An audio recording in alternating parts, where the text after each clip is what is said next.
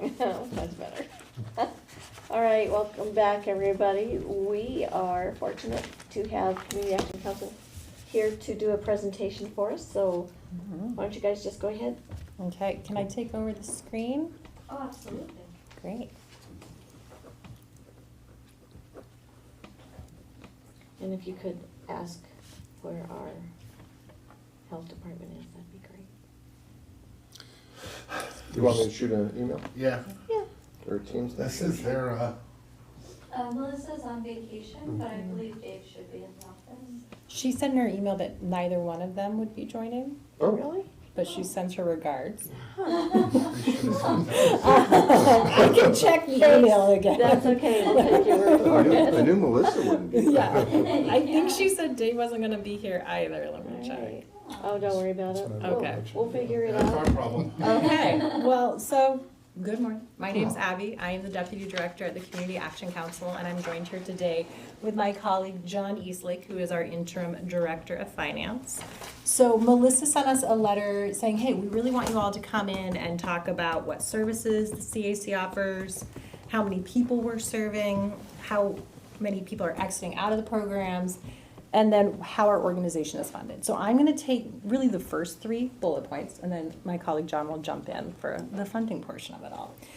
So today during the presentation, we're gonna talk about our services. So we're gonna be talking about the services the council provides, and we're gonna contextualize this all within Mason County. So while we are a regional nonprofit, we wanna make sure as Mason County Commissioners, we're giving you information specifically about the impact and the work we're doing here in the community that you all represent.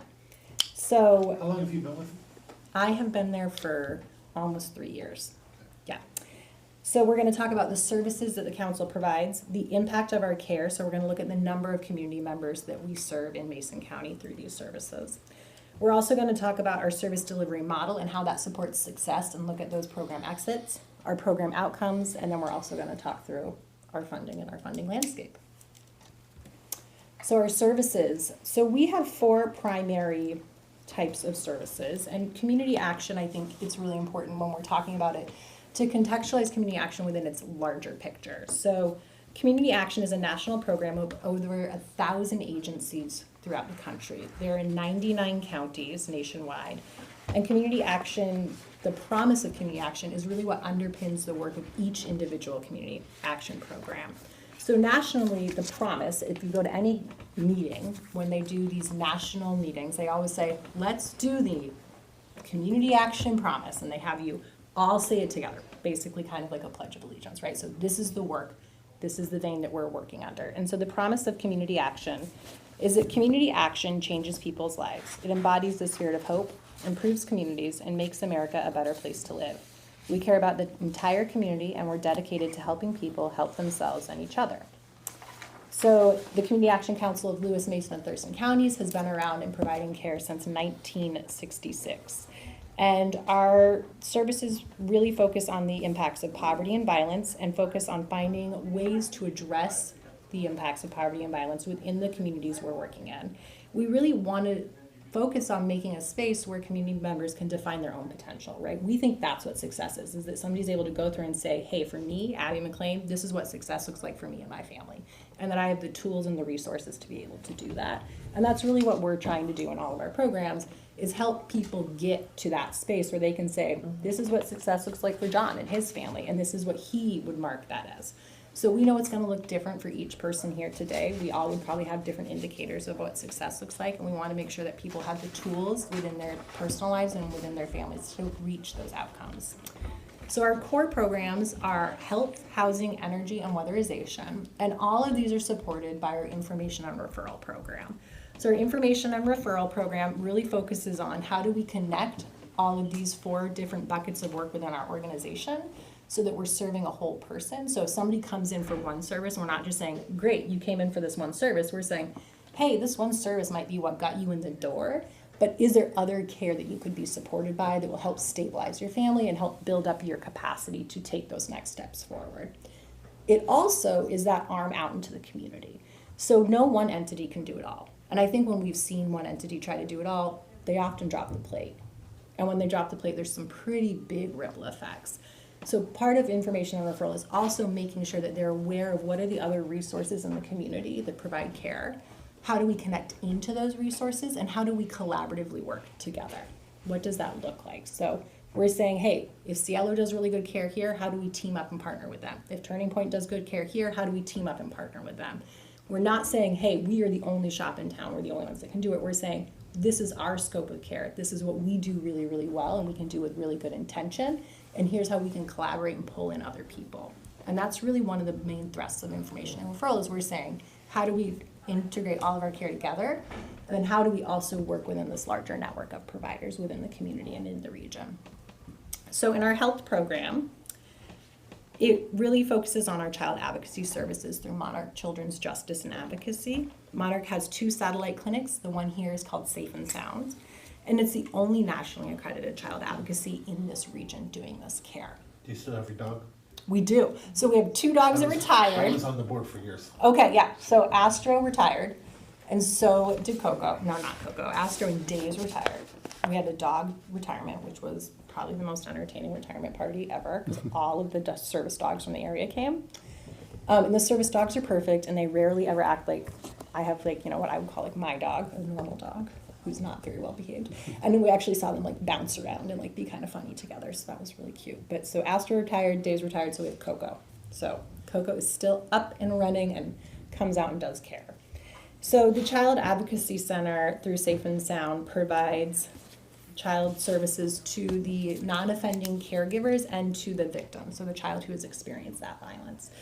And what they do is they provide forensic interviewing, they coordinate a multidisciplinary team that's comprised of law enforcement, prosecutors, child protective services, and other community-based providers to wrap that care around that family. And they also provide and work ensuring that kids get access to medical services. So not only the forensic exam, but they're also connected into other services as they're moving through this. One of the things we know about this child advocacy model is it's a nationally accredited model because it has the best outcomes for kiddos and families.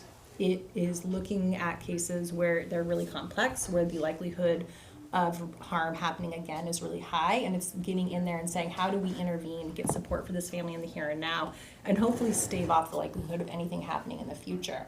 The other thing we know is through adverse childhood experiences, ACEs, those studies, we've seen that kiddos who experience trauma in youth can have different outcomes later on in life. And so when we talk about like how is an anti-poverty organization connected in with a child advocacy program, there's actually a really direct connection. Because what we want to do is we want to stave off the things that can create long-term detrimental outcomes to these kiddos as they grow up. And so we're really focusing on some upstream interventions with these child advocacy services, and we provide a mental health program. And the mental health program is one of the only programs in the area that doesn't require insurance for kiddos to get access to high quality mental health services to unpack the long impacts that this type of abuse can have. They also can provide care to the non-offending caregivers, right? Because that's going to be one of the most important things. If any of you have kids and you've done anything with your kid, where you've done like tutoring or anything like that, a good tutor will always say, hey parent, here's what I'm doing. So you know, because you're the one who's around them the most,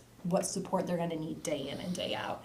And that's really what our counseling program is looking at. They're saying, here's our support for the kids, but also, hey, non-offending caregiver, here's the tools you can use for yourself and your kiddo to really break these cycles and provide the best care ongoing so that we have the best outcomes for this kiddo and these families. Our housing program focuses on meeting the housing needs of low-income housing or low-income individuals in the community. We do this via foundational community supports, housing and essential needs, and our housing, our affordable housing portfolio. So our housing program offers FCS in all 3 counties served, and in Mason County provides the housing and essential needs services and the Bridge pilot program. So Mason County, as you are all aware, is one of the programs during the pilot program. It has gone well, and it's being introduced to the legislature to try to have it be a statewide How much do you program. provide through HEN? Through HEN, Yeah. I'd have to look at the contract, but I know it's above $1 million and below $2 million, which is a big window. So we can get you back that answer. That's good enough. That's, So your question was, how much is the HEN funding? yeah, for your guys' program. Through Mason County. Through Yeah, Mason for County. if I remember correctly, the contract was for 2.4 million, and for this year, in the budget, there's about $1 million combined between those 2 elements. Okay, thank you. So with the, so like I said, it's demonstrated a fair amount of success that's being put forward. You're one of, I think it's 5 or 6 counties that's doing this statewide right now. So the hope is that this will be the Hen Bridge program will be something that will be rolling out as a model to really move people forward and long-term move them forward. The Foundational Community Supports Program is a Medicaid-funded program that merges healthcare and social services needs. So really, what the idea is that you're providing supportive housing and employment case management to clients who qualify through this program. And it's unique in that it's a really good combined program, so it's able to come in and support other programs that do similar work and be another way of extending the care or another way of backfilling care. So making sure that the clients are able to have that really long-term care. Because what we know about housing instability is it's not something where you can go in and just do this episodic care, where you're just saying, okay, here's one service here, here's one service here, to actually break cycles of houselessness and to really change those outcomes. It's something that needs that long-term intensive care, and being able to make sure that you have funding that's able to meet that span of care is really important, and FCS has been a really important tool in serving some of these more complicated cases where the span of care is just going to look longer for those clients. So it's designed to work with Medicaid beneficiaries who are high users of emergency medical services. And what they've identified is oftentimes there's these social components, there's these social service components that are exacerbating this person accessing medical care. And the idea behind this is that if we can get them the care and support from a social service lens, that it will decrease the usage of the emergency medical care and increase that person's long-term stability and outcomes. Additionally, in Mason County, the council has 3 properties in our affordable housing portfolio. So we have an affordable housing portfolio, and those properties include the Ashford House 1 and 2, which is in Belfair, and Saratoga Springs, which is in Shelton. And these properties specifically work with people who are disabled or seniors. So 2 of the populations that are actually the most at risk for houselessness. These properties provide low-income housing in the community too. So our energy program, so our energy team, and I think this is often the thing that we're the most known for, and it's one of the things that gets people to come in the door the first, right? It's one of the services that people connect in with us. And it's a really cool entry point because it's one of those services that's a really fun one. Like you're coming in, you get that service, you get that care, they get you to that thing, and then they can say, what else is going on? How else can we help you here? Who else in the community might you need to connect with? So our energy team provides support to households to ensure they're able to pay energy bills. For many low-income households, what we see is that energy burdens can create a barrier to maintaining housing. So for any of you who have ever rented, or if you are a landlord, what you know is that if somebody can't pay their utility bills or stops paying them, what happens? The eviction process starts happening. Once somebody has started in the eviction process and or has been evicted, their likelihood of remaining in the homeless status increases drastically. So we see the capacity to be able to provide this energy support and service as one of the front lines of actually providing some housing stability services and helping these families stabilize. This program also started to distribute AC units and portable energy pumps to support specifically seniors and people who have medical needs during the summer months because of how hot it's getting.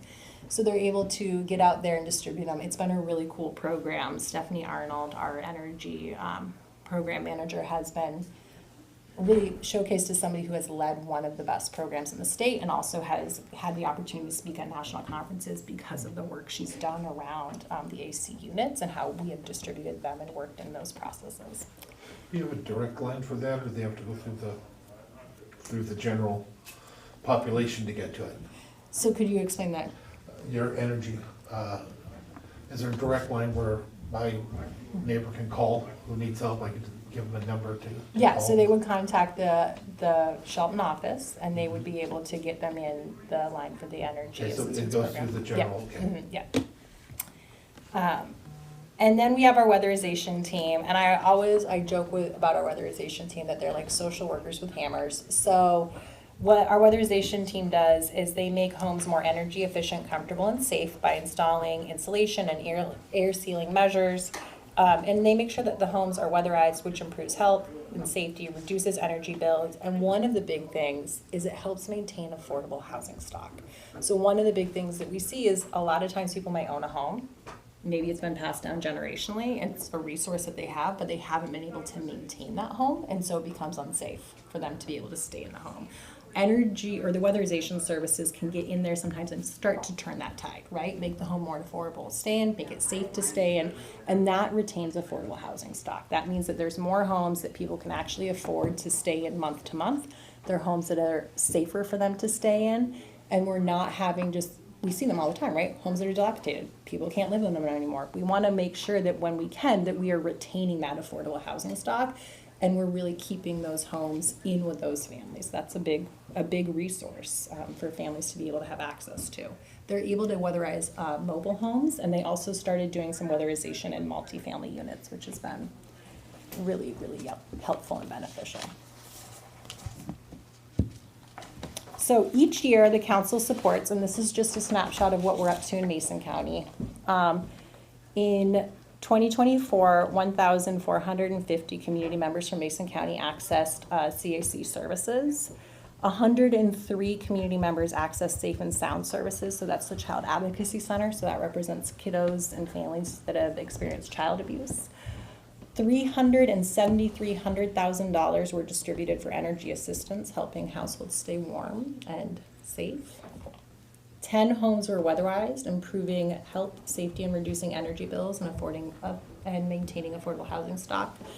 And 1,850 housing services were provided to stabilize housing and improve long-term security. And 93 community members were housed in affordable housing units. So exits. So this was a fun one. I was chatting with some of our program providers about hey, talk to me about, when we talk about exits, let's talk through this. And some of our programs have these really concrete exits, right? You enter care, you're delivered the care, you exit from care, right? Really neat bows on everything. And then some of our other programs don't have those neat bows, right? Because of the nature of the cases. So with housing or with weatherization and energy, we see these kind of neat bows on those services. They come in for care, we provide them the service, they exit from that service, and then based off they might become re-eligible for it, and then they would re-screen it and we'd see are you eligible for it? What does this look like, right? And go from there. And then we have our Monarch program. Our Monarch program has some of those things where there's kind of these neat entry points into service and exit points. So you need a forensic interview, you receive a forensic interview. You've been exited from the forensic interview service. You need medical care, you receive the medical care. You've been exited from that portion of that care. But then we see more complication in mental health, right? So one person might need to come in and receive 4 to 10 mental health sessions, and that might be the appropriate amount of care for that family and that child, and that might be the exit from that program. We have other kiddos that we've worked with for 5+ years because that's just the needs that those families have. And what we're committed to is saying, hey, this is what you need. We're not going to exit you out before you are ready to leave this service, because we want to make sure that we're actually exiting out somebody who is stabilized and somebody who can go on to thrive in our communities. So a little bit less of a neat bow. And housing is one of those programs too that, not dissimilar to Monarch, there's some program outcomes that are very neat bows on them, right? Here's the exit, this is what this looks like. For instance, between June 23 and July 24, we saw 109 exits of HEN clients based off those criterias. But we also know that there's going to be some different needs for each person in housing depending on what their overall housing scores are, risk factors. So for foundational community supports, they utilize a social service best practice and client self-determination model. So as long as the client remains engaged in care and remains eligible in the FCS criteria, if they want to continue to stay in services, we will continue to work with them. So with some clients, what that might mean is we're saying, okay, we're going to work with you on this level of a service plan, and for other clients it's going to be a less intensive service plan, but it's really going to be determined based off of the client's identified needs of wanting to stay in it and if they continue to remain eligible for it. For the HEN program, this is determined by DSHS and based on the temporary or long-term disability and housing need. So e.g., are they unhoused? Are they behind in rent? Are they unable to pay rent? So the team regularly verifies eligibility through the DSHS system, and if a client becomes ineligible, they may transition over to one of the other housing programs if they're still in need of services. Because that's one of the things we know is somebody may become ineligible for one program, but that doesn't mean that they're actually truly ready to exit totally out of care. So one of the things we're always looking at when we're working with clients is, okay, what programs are you eligible for? What is your need? And where are we at in this service with you? And then matching them along the way from there. So our commitment is that we really want to meet each individual where they're at. We know that when you try to do care from this very, like, this is this, and this, and you're not saying like, hey Sharon, like what's actually going on in your case? Let's talk through this. What are the things coming up for you as we're moving through this? You're gonna miss things, you're gonna have people re-enter into care. And that's really what we're trying to stave off, is having people continuing to re-enter into services when we can work with them longer, more holistically, and try to exit them out to a really stabilized path. So when we really think about our programs, what we talk about is what are our outcomes? What does that look like? And like I said earlier, we're dedicated to people's right to thrive and define their own potential. And so when we think about this as an organization, we really started thinking about like, what are some markers that we can use to help us understand, are people able to define their own potential? Are they able to engage in the resources that they need to take those next steps? So what we do is we provide client exit surveys, and we say, hey, after working with the team member here, how are you feeling? What's going on? And based off our client exit surveys from 2024, 98% of clients reported that they knew how to connect with services in the future. We think that that's a really big marker. Does somebody know how to reconnect and engage if something's going on? Because what we know for everything is the earlier you can get in for intervention, the earlier you can get in for support, the better the outcomes are in the long run. 96% of clients reported feeling better able to handle their situation after working with a CAC staff member, and that's huge. So what we're talking about is people coming into Access Care and Services. 96% of them were walking out the door saying, I feel better prepared to handle my situation after this intervention, after this care. And 89% of clients reported that they were able to access the services they felt like they needed. That survey was done with who? We do it with our clients. Yeah, but the ones that you're already working with and already have in, or are you asking when they're first trying to get, it just, you can see how the numbers would be skewed. So they're if getting it after service, yeah. So after service, Yeah, okay, yeah, then. yeah. So it's after having worked with a team member, what does this look like for you, right? A pre-survey, yeah, that's definitely something we could do right when they come in the door, but right now what we're doing is we're doing the surveys after care, and we're saying, hey, you've worked with somebody since working with them. How do these things feel? What does this look like for you as a community member?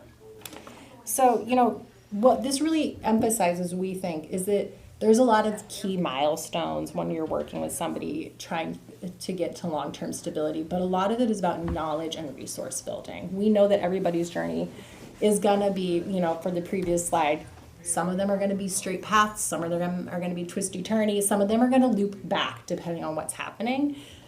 And what we want to make sure is that they have the information and the tools available to them to move forward, that they have the resources they need to take those essential next steps. And we also want to make sure too that when we're doing this, we are really getting dialed in on, are the services we're providing you, were those the things that you were needing that day? Because what we know is the region is changing. What the region looked like 10 years ago is different than what it looks like right now. The services that people need right now is really different than what people needed even a few years ago. So we have to be asking those questions of, is what we're providing to you right now and how we're providing it to you actually meeting the needs of what you're asking for? And that's something that we take really seriously because we know that is going to change over time. And we want to make sure that we're not just saying, okay, here you go, rinse and repeat, that we're actually saying, like, what are the actual things this community needs and what does that look like? So can you clarify that a bit? You said what you're seeing 10 years ago versus what you're seeing today has changed drastically. Can you? We've seen a lot more complicated needs. So I think there used to be needs that were a little more straightforward. Somebody would come in and say, hey, I have this energy need to be able to stay in my home. And now what we're seeing is somebody coming in and saying, like, hey, I have this energy need, and we're dealing with a kid who has a mental health crisis, and we're dealing like with all of these additional compounding factors. So we're just seeing a lot more complicated cases where we have to be more integrated in how we do the care internally, where we aren't just offering these really siloed services. I think Sharon can probably knows like that's something we really focused on the last few years, is de-siloing how we do our care internally, and then also how we interact and connect in the community with other providers, because we can't just be providing people this really sectioned off care, because it's just not meeting their needs long term. And now the fun part. I will turn you over to my numbers man. Then you can take it away. Yeah, good morning. So a couple of things, pretty straightforward graph in terms of how the funding is broken down, but just a contextual comment first. It's like, what is it funding? And one of the big learnings for me since I've been helping to support the organization is cost reimbursement contracts. So it's a tough environment when you're on a cost reimbursement basis. This shows the elements of that. So by a long measure, the federal is the greatest at 39%, followed by the state at 26%, and then counties at 11%. If you take those three elements together, that's 78% of our budget comes through governmental funding. Of the corporation and foundation, a large element of that is funding we receive for energy and weatherization from Puget Sound Energy. Could say maybe that's quasi-governmental, but we lump it into corporate and foundation. But when you take a look at that, in the current environment, we're very aware of the sensitivity to our funding from governmental entities. Very appreciative of the funding we receive from Mason County. Abby doesn't know I'm going to say this, but our son has received extensive support from HEN in another county. So I know just how vital it is. And when Abby talked about stabilization, it was almost like she was talking about our son.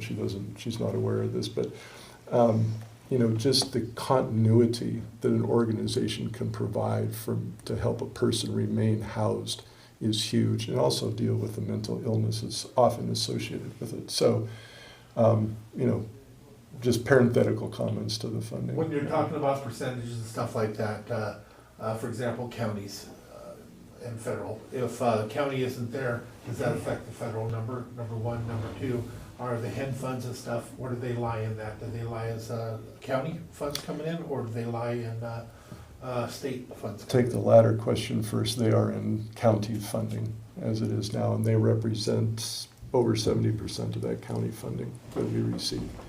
So with regards to your first question about, is there some domino effect between those things? Yes and no. One of the things that I mentioned right off the cuff was, what is it funding? And it's funding cost reimbursement contracts. So one of the things that we've done most recently is take a look and say, okay, if some of this funding was to be significantly reduced, looking at our balance sheet, what can we do? We don't have a lot of reserves, so to speak. It would be one of those things, if there was a significant decrease in funding, we couldn't ride it out, to put it bluntly.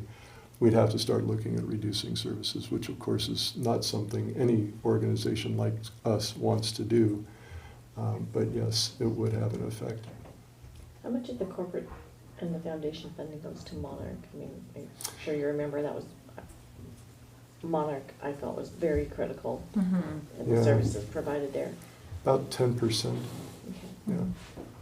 The Monarch's budget. 10% of Monarch's budget comes from that, or I also think of Monarch as a very important aspect, but it's also probably the most shiny thing. Shiny, and also the most complicated to fund. I mean, what you will all hear from anybody who is doing any of that work right now is the state funding formulas are coming out, and they're not pretty. There's a lot of funding issues coming from the federal and state level for serving victim services. And so, well, it is, I would say, I think they're all essential services, right? But when we talk about this and we're talking about the impacts, when we're working with kiddos who have been harmed, we as a community obviously all want to come around them as quickly and as effectively as possible. And it is the hardest one to fund, so. And that has been Are you able always. to bill? The reason why I say that, we have another one that we utilize in North Mason, Peninsula Health, Yeah. has an actual facility in the school. Mhm. It's actually on the campus of the school, I should say. And quite often, they don't even bill it accordingly because they try to keep it as private as possible, Mhm. because a child in school with an issue can Yeah. become a Mhm. ripple effect for issues. Mhm. So when you asked the question, are we able to bill, you meant bill families directly? Or insurance and stuff like that. I'm not familiar with us doing that. It We've doesn't- actually yeah. specifically stayed out of doing Yeah. that, because what that has done is it has created barriers to care. There is some models in other areas that do that, and what they've seen is it creates a big enough burden to make it so that people can't engage in the mental health services that they're needing. And we wanted to really make sure that any family, regardless of ability to pay, is able to get into that care. Sorry, go ahead. No, No, please. Those are the remarks I wanted to make, but happy to answer any questions folks may have about the funding or the financials overall. Total cost or total funding per year? 14 million at this point.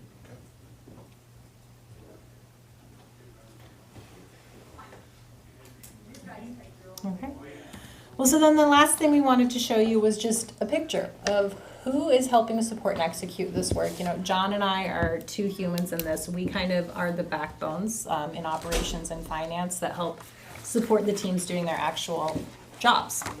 So we're making sure the buildings are clean. We're making sure they have IT, that they have the numbers to do their work. They have the systems to do it, but the people who are actually really helping carry out this work includes Esmeralda, our Director of Community Services, Carrie, our Housing Lead, Stephanie, our Energy and Housing Program Manager, Sue, our Victim Services Program Manager, Jordan, who you can tell didn't send in a photo, so we had to Photoshop everyone standing around him and doing that, and Nate, who I think actually is holding a baby in that photo, but I had to crop her out. She's very cute. So this team here represents over 50 years of experience working in community action programs. And they're all regional experts in their body of work. Many of them are serve on a lot of different boards and in different capacities, helping support our work as saying, here's how we can do this in the best ways possible. These people are all experts in what they are up to. And this team really ensures that the services they're doing are coming from a client-centered space, and that they're getting done from a holistic manner. They're a really fun crew of humans to work for, but these are the leaders who are helping support the care and services in the community. And that's us. All right, any questions or comments for? Thanks for coming in. Yeah, thank you. Yeah. Appreciate your time. Yeah, thank you guys. So I'm not sure where Dave is, but he's not connected right now, so. Do we have more? I believe we did invite somebody to come. Shelley, was her name Shelley? From Vets. Yeah, veterans. Wasn't it? Or no? Shelley from Fess's No, Family I Education don't see her Support. on the agenda for today. No, she's not. But I'm thinking future nonprofits that are coming in. Do we have more lined I think up? we might be talking about two different ones right now. But yes, we have asked that they reach out to additional ones. Okay, great. I just haven't received Great. anything back yet. Okay, thank you guys. Appreciate it.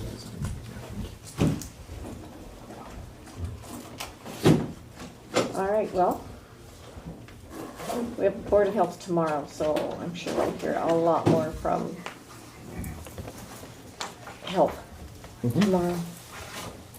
All right, Jamie, come on up. Good morning. Good morning. Morning. So I just wanted to go over doing an interlocal agreement with Lewis County. Oh, sorry.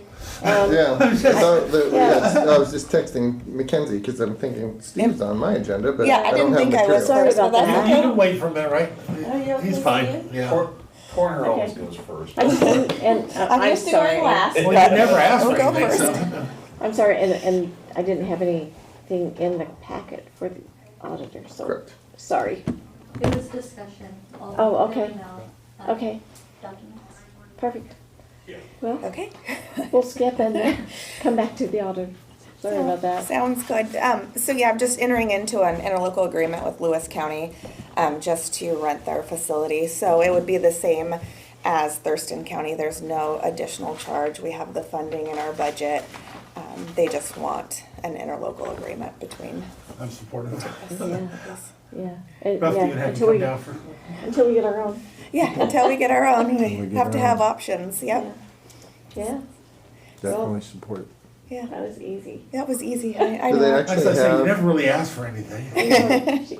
do they actually have storage down there? So that when you bring customers down, are they able to store them for a little bit? They do Or- have storage, but Okay. we just wait. So we assist and we take them down and then we bring them back and put them in our facility. And the pathologist that you're using, is that gonna be the pathologist that is working with us? It is. Oh, Yep. great, Yep. cool. Yep. Yep.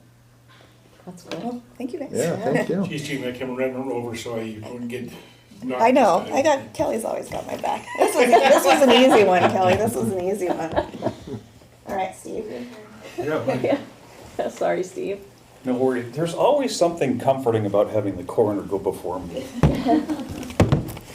better than carrying it out afterwards, that's for sure. Right. Yeah. And you guys, did you guys color coordinate it? We usually do. Yeah. We talk. He's got my purse now. I can, I can see what she's wearing by camera, so it's like, Good Hi. morning. Good morning. How you doing today? Good morning. Incredible. So you wanted to revisit the topic of expense reporting. I think more specifically, per diem versus detailed receipts. Is that my correct understanding? Well, and I kind of figured that this would be something that was brought up to the finance committee, and then you guys would bring us something. But I threw the idea out there because I know there are people that have problems with it. Yep. It's either, and I don't know that people are following current policy. Yeah, I And don't so think they are either. We should go, in my opinion, it just needs to Well, be no, fixed. and I can share on that. In that meeting, it goes back and forth. 1 minute you're sitting there talking about it because there's an issue, the next minute they're saying, but we don't wanna do anything about it. So So- we talk about it again, and literally that's come back and forth. I think the last time, I just wanted to go ahead and go forward, but then the treasurer was like, well, we really don't need it, and so went back. I say we bring it back again, but, I don't want to bring it back again. well, but it depends, if the commission is asking for it, that's why Well, I'm if the saying commission that. asks for us to bring it back again, we'll bring it back again, but I can tell you that the treasurer and I are pretty solid on our position for detailed receipts. And, we went through a lot of debate, probably 3 months worth of finance committee meetings on this, and I can't think of any one single topic that gets everybody's blood pressure elevated higher and faster than this particular topic. So that's why I'm personally not interested in revisiting it, but if that's what you guys want, we'll revisit it. I just spoke to Treasurer Frazier about it 2 weeks ago, and she and I are still holding to the position that we think the detailed receipts are better. And from my own experience, I shared with the committee how in my previous life in the private sector, I made good money on per diem. It was a bonus for me, right? I loved traveling on per diem because I knew how to take advantage of that system. And as auditor and having statutory responsibility for financial oversight of our county, I like being able to track things to the penny. And also from my private sector experience, every major company I worked at, we went through a transition from per diem to receipts to save on travel expenses. So I'm pretty familiar with it, seen both sides, and that's why, again, I'm pretty firm on my position about detailed receipts. And I'm happy to help anybody who wants help getting on board with the policy. I'll do whatever it takes. It's not that hard. It's just really a matter of individual personal discipline to keep copies of your receipts. It's not that hard. He's been active in the discussions too, if you'd like to pull Mark in for opinions. Of course. Oh, Mark has so many opinions. I'd love to hear I that. do. And we did have some lively discussions about this. I've actually been in government my entire career, and the per diem that I am used to, I think maybe a little different than the corporate world. The per diem that we have is in government is defined by rates that are published by the state and the federal government, right? So it gives you a dollar amount that is associated with a hotel. And so if you're traveling to this area, it has costs associated with that area, and it gives you a dollar amount that you cannot go over. Same thing with meals, breakfast, lunch, and dinner. They're all valued at the rates that are specific to the area that you're traveling. So I think we have controls in place. If I'm going to a conference where there's breakfast and lunch provided by the conference, then I'm not eligible for per diem for breakfast and lunch. If I am going out and having dinner, then I have a dollar amount that I'm authorized for. And then I have to actually provide those receipts. And the receipts are there to ensure that I'm not charging the beer that I had with dinner to the county, right? I think that from an operational perspective, the amount of time and effort that it takes departments to actually put these together, send them in, respond to the questions that are coming from financial services, because financial services is just, they're auditing these to the policy level, right? So they're doing their job, and they do it very well. And we tend to have, I think that's probably the biggest issue that I have with individual departments that I work with in financial services, is the fact that what they're turning in is consistently not adequate for financial services, and they're having to go back and forth. So when you look at the total cost associated with what it's taking to put these packages together, send them into financial services, respond to any questions that come back from financial services, and then reimburse the individual for their actual costs incurred, I don't know. I personally, my opinion is it's probably, you're probably chasing pennies with dollars, in the sense that the amount of staff time and the cost associated with doing the detail that's required, you're not saving that in per diem. Per diem in government is very specific. Yeah. I know I've had experience with both as well. And at the state level, it was quick and easy. This is what we went to. Here's a copy of the conference, the agenda, what's provided during the conference and agenda, and it was quick. But I've heard from other departments that our policy is difficult, and that it takes more time to get reimbursed than it would be if it was just a per diem amount. This is how much you get, period. And so because we're having budget issues and things like this are coming up, I want to know that our return on investment, and I also want to know that the policy is being followed. So it's got to be one or the other. If we're going to have the policy, then everybody follows it. If we're going to go with per diem, then we do per diem. It just needs to be, we have to make sure that we have a policy manual for a reason. Make it consistent. So as an example, if you were to travel to King County, and you were up there, it's beyond the distance that is required that says you just can't come home, or it's not 50 efficient miles. for you to come home. If you were to go to dinner in King County, your per diem would be $41. So if I go to McDonald's and I have a hamburger, or if I go by the burger joint and have a hamburger, it's not going to be $41 maybe, right? It's going to be $20. So that's where I think that from the alternative point of view, that's where maybe some of that comes. if I were to go out to dinner in Seattle, I guarantee you I Could would be spend more. $41. I'm gonna spend more than that. Absolutely. A lot more. So, if I can, so I serve on that committee, have for years. We've never, in all the years, ever gone above them and just forced them to do anything. This has been voted on a couple of times. I myself, I can go either way too, 'cause but so could half that room. It's so interesting how it works. I mean, they literally are. There is accountability in the way we do it. It's just not comfortable and stuff like that. But if the commission wants to, we can do what we choose. You know, we are the ones that have the authority. They make the recommendation to send to us.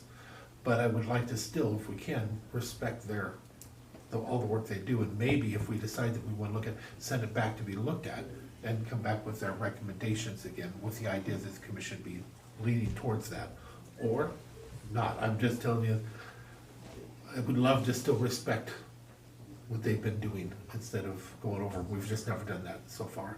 I don't know if that's necessary on this one, so. So one of the challenges I think we have, in addition to just getting it completely right with all the documentation involved, right? Because if I'm traveling to a conference, I'm paying for the conference with my county credit card, and I'm paying for the hotel with my county credit card, and yet I'm paying for meals, and if I'm driving my own personal vehicle, I'm getting mileage on my own personal vehicle. So the number of different packages that you have to put together to cover that trip seems like a lot. If you have an employee that is traveling to training and they lose their receipt, that's an issue, right? Because right now in the policy, there's nothing that says you have an attestation agreement that can say, hey, I'm sorry I lost my receipt. I can provide you with documentation associated with what I charged to my debit card and where I went, but I can't provide you with the detailed receipt. That's a challenge, right? So if we have our employees that we're sending to training that, you know, I don't know. I mean, we have some individuals, I'm sure, that work at the county that when we send them to training, that it's financially could be a hardship, right? Because they're actually having to go out and eat. For those individuals, if they lose their receipt, then they fill out this attestation form. And that's kind of a challenge right now, right? Is that, okay, are we having people that are taking advantage of the attestation forms and just not keeping track of receipts, basically attesting to the fact that they spent all this and get per diem. I think that those are individuals that we can deal with in terms of saying it's expected that you bring receipts back. But yeah, that one of the challenges I think financial services has is there's nothing in the policy that gives them the authority to accept an attestation form. And so they're wondering, should they just not accept those at all? And I don't know, Auditor Duenkel, if you've ruled on that and determined and provide guidance to financial services. Well, I can just only speak from my own experience, and that is that in my travels around the world, if I ever lost a receipt with today's technology and even technology from 10 years ago, I could contact the vendor and have an electronic copy of the receipt emailed to me in a matter of an hour. Mm-hmm. It was not a big deal. Mm-hmm. It's not hard to get a copy of a receipt. You can get that from McDonald's? You can. I You don't eat can at because McDonald's, it's all stored in their database. You can get a receipt from anybody. But So it's not hard, and like I said, I'm happy to help anybody get up to speed with it. I just think it's a better way for us to do business and take care of every penny of every tax dollar. And I'm not going either way on this one, Auditor, but I will say though that comes to the same argument though of how much work goes into getting into that. Well, so I think that's a fair point, and that's a part of the discussion that comes up often, and I think, you know, the bottom line is, and I've done this for many years in my career as well, built business cases, and in this business case, while we talked about maybe an additional level of effort or a learning curve to overcome, whether we collect receipts or go per diem, it's not going to affect staffing. People are going to get paid 40 hours a week regardless, right? So it's just a matter of how they're using their time. It's not as if we're actually going to cut or save any real money. Yeah, that's a touchy subject. I mean, you've got people that are working hard, Of course. dedicated hours. And so I wouldn't go with that type of an argument. I'm just but saying, I know, yeah, I hear you, but what I'm saying is we have to have a policy. we do. We either follow the policy, we get an attestation statement that works for everybody, or we do something else. So maybe if you wanna take that back to the finance committee and. I would like to, I'd rather do it that way, because right I at don't the, even know. I was gonna say, right in the moment, we actually have a chair that represents it, and he's put into the position now to defend it, but it's not his thing. And believe it or not, they've actually voted differently before, him and Leo.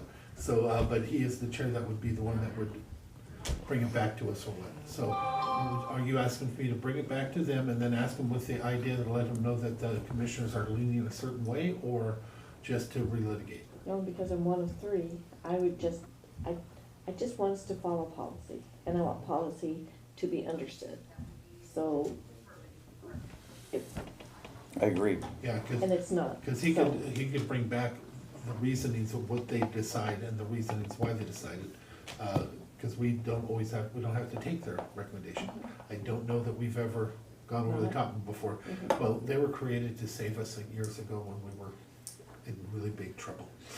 Well, and to save the detailed Yeah. nitty-gritty discussion that can occur within that team from this Right. type of Yeah. discussion, Right. right? So yeah, I think that going forward, if you were looking for me for a recommendation, I would say at the least, let's bring that attestation back before the committee to determine whether you're gonna allow it or not, and then communicate that to the people that are doing the work. I think that sounds reasonable. And then we follow Are policy. you comfortable with that? Absolutely. I have no strong leanings one way or the other. In our business, it's all per diem. It's, you get what you get. We don't care whether you're making a profit or not. It's just, it makes it simpler for accounting purposes. It's just, that's it. You want to, if you get $50 a day and you spend 75, 25's on you. We don't care. Yep. If you spend $10, you get $40. So how do you, because that is the actual question that he's saying right now. How do you feel about his statement? Because I'll be in the room bringing what you're talking about into that room. How do you feel about what he said? Because that is the conversation that occurs back and forth. It does save us time in accounting. It's just stuff we don't have to track every penny. But, we don't have a really generous per diem rate. So, I mean, it's pretty tough to. We do have a lot of them, and then there was those that are thinking that it's not appropriate for them to be able to take advantage of that. So that is the argument. That's literally the argument. So that's why I was curious how you felt about that. As long as we have one policy and we stick to it, that's really all. Well, we have I would now, like though. that, and I know that as far as time management, it's easy just to say, I went out for dinner. I'm asking for reimbursement for that, lunch, whatever. If I spend more, then that's on me. And that's what we did at the state. And I just know that it was a lot easier for the state And to if do you it. spend less? If you spend less, then you get that extra little bit. That's the question I was asking you, okay.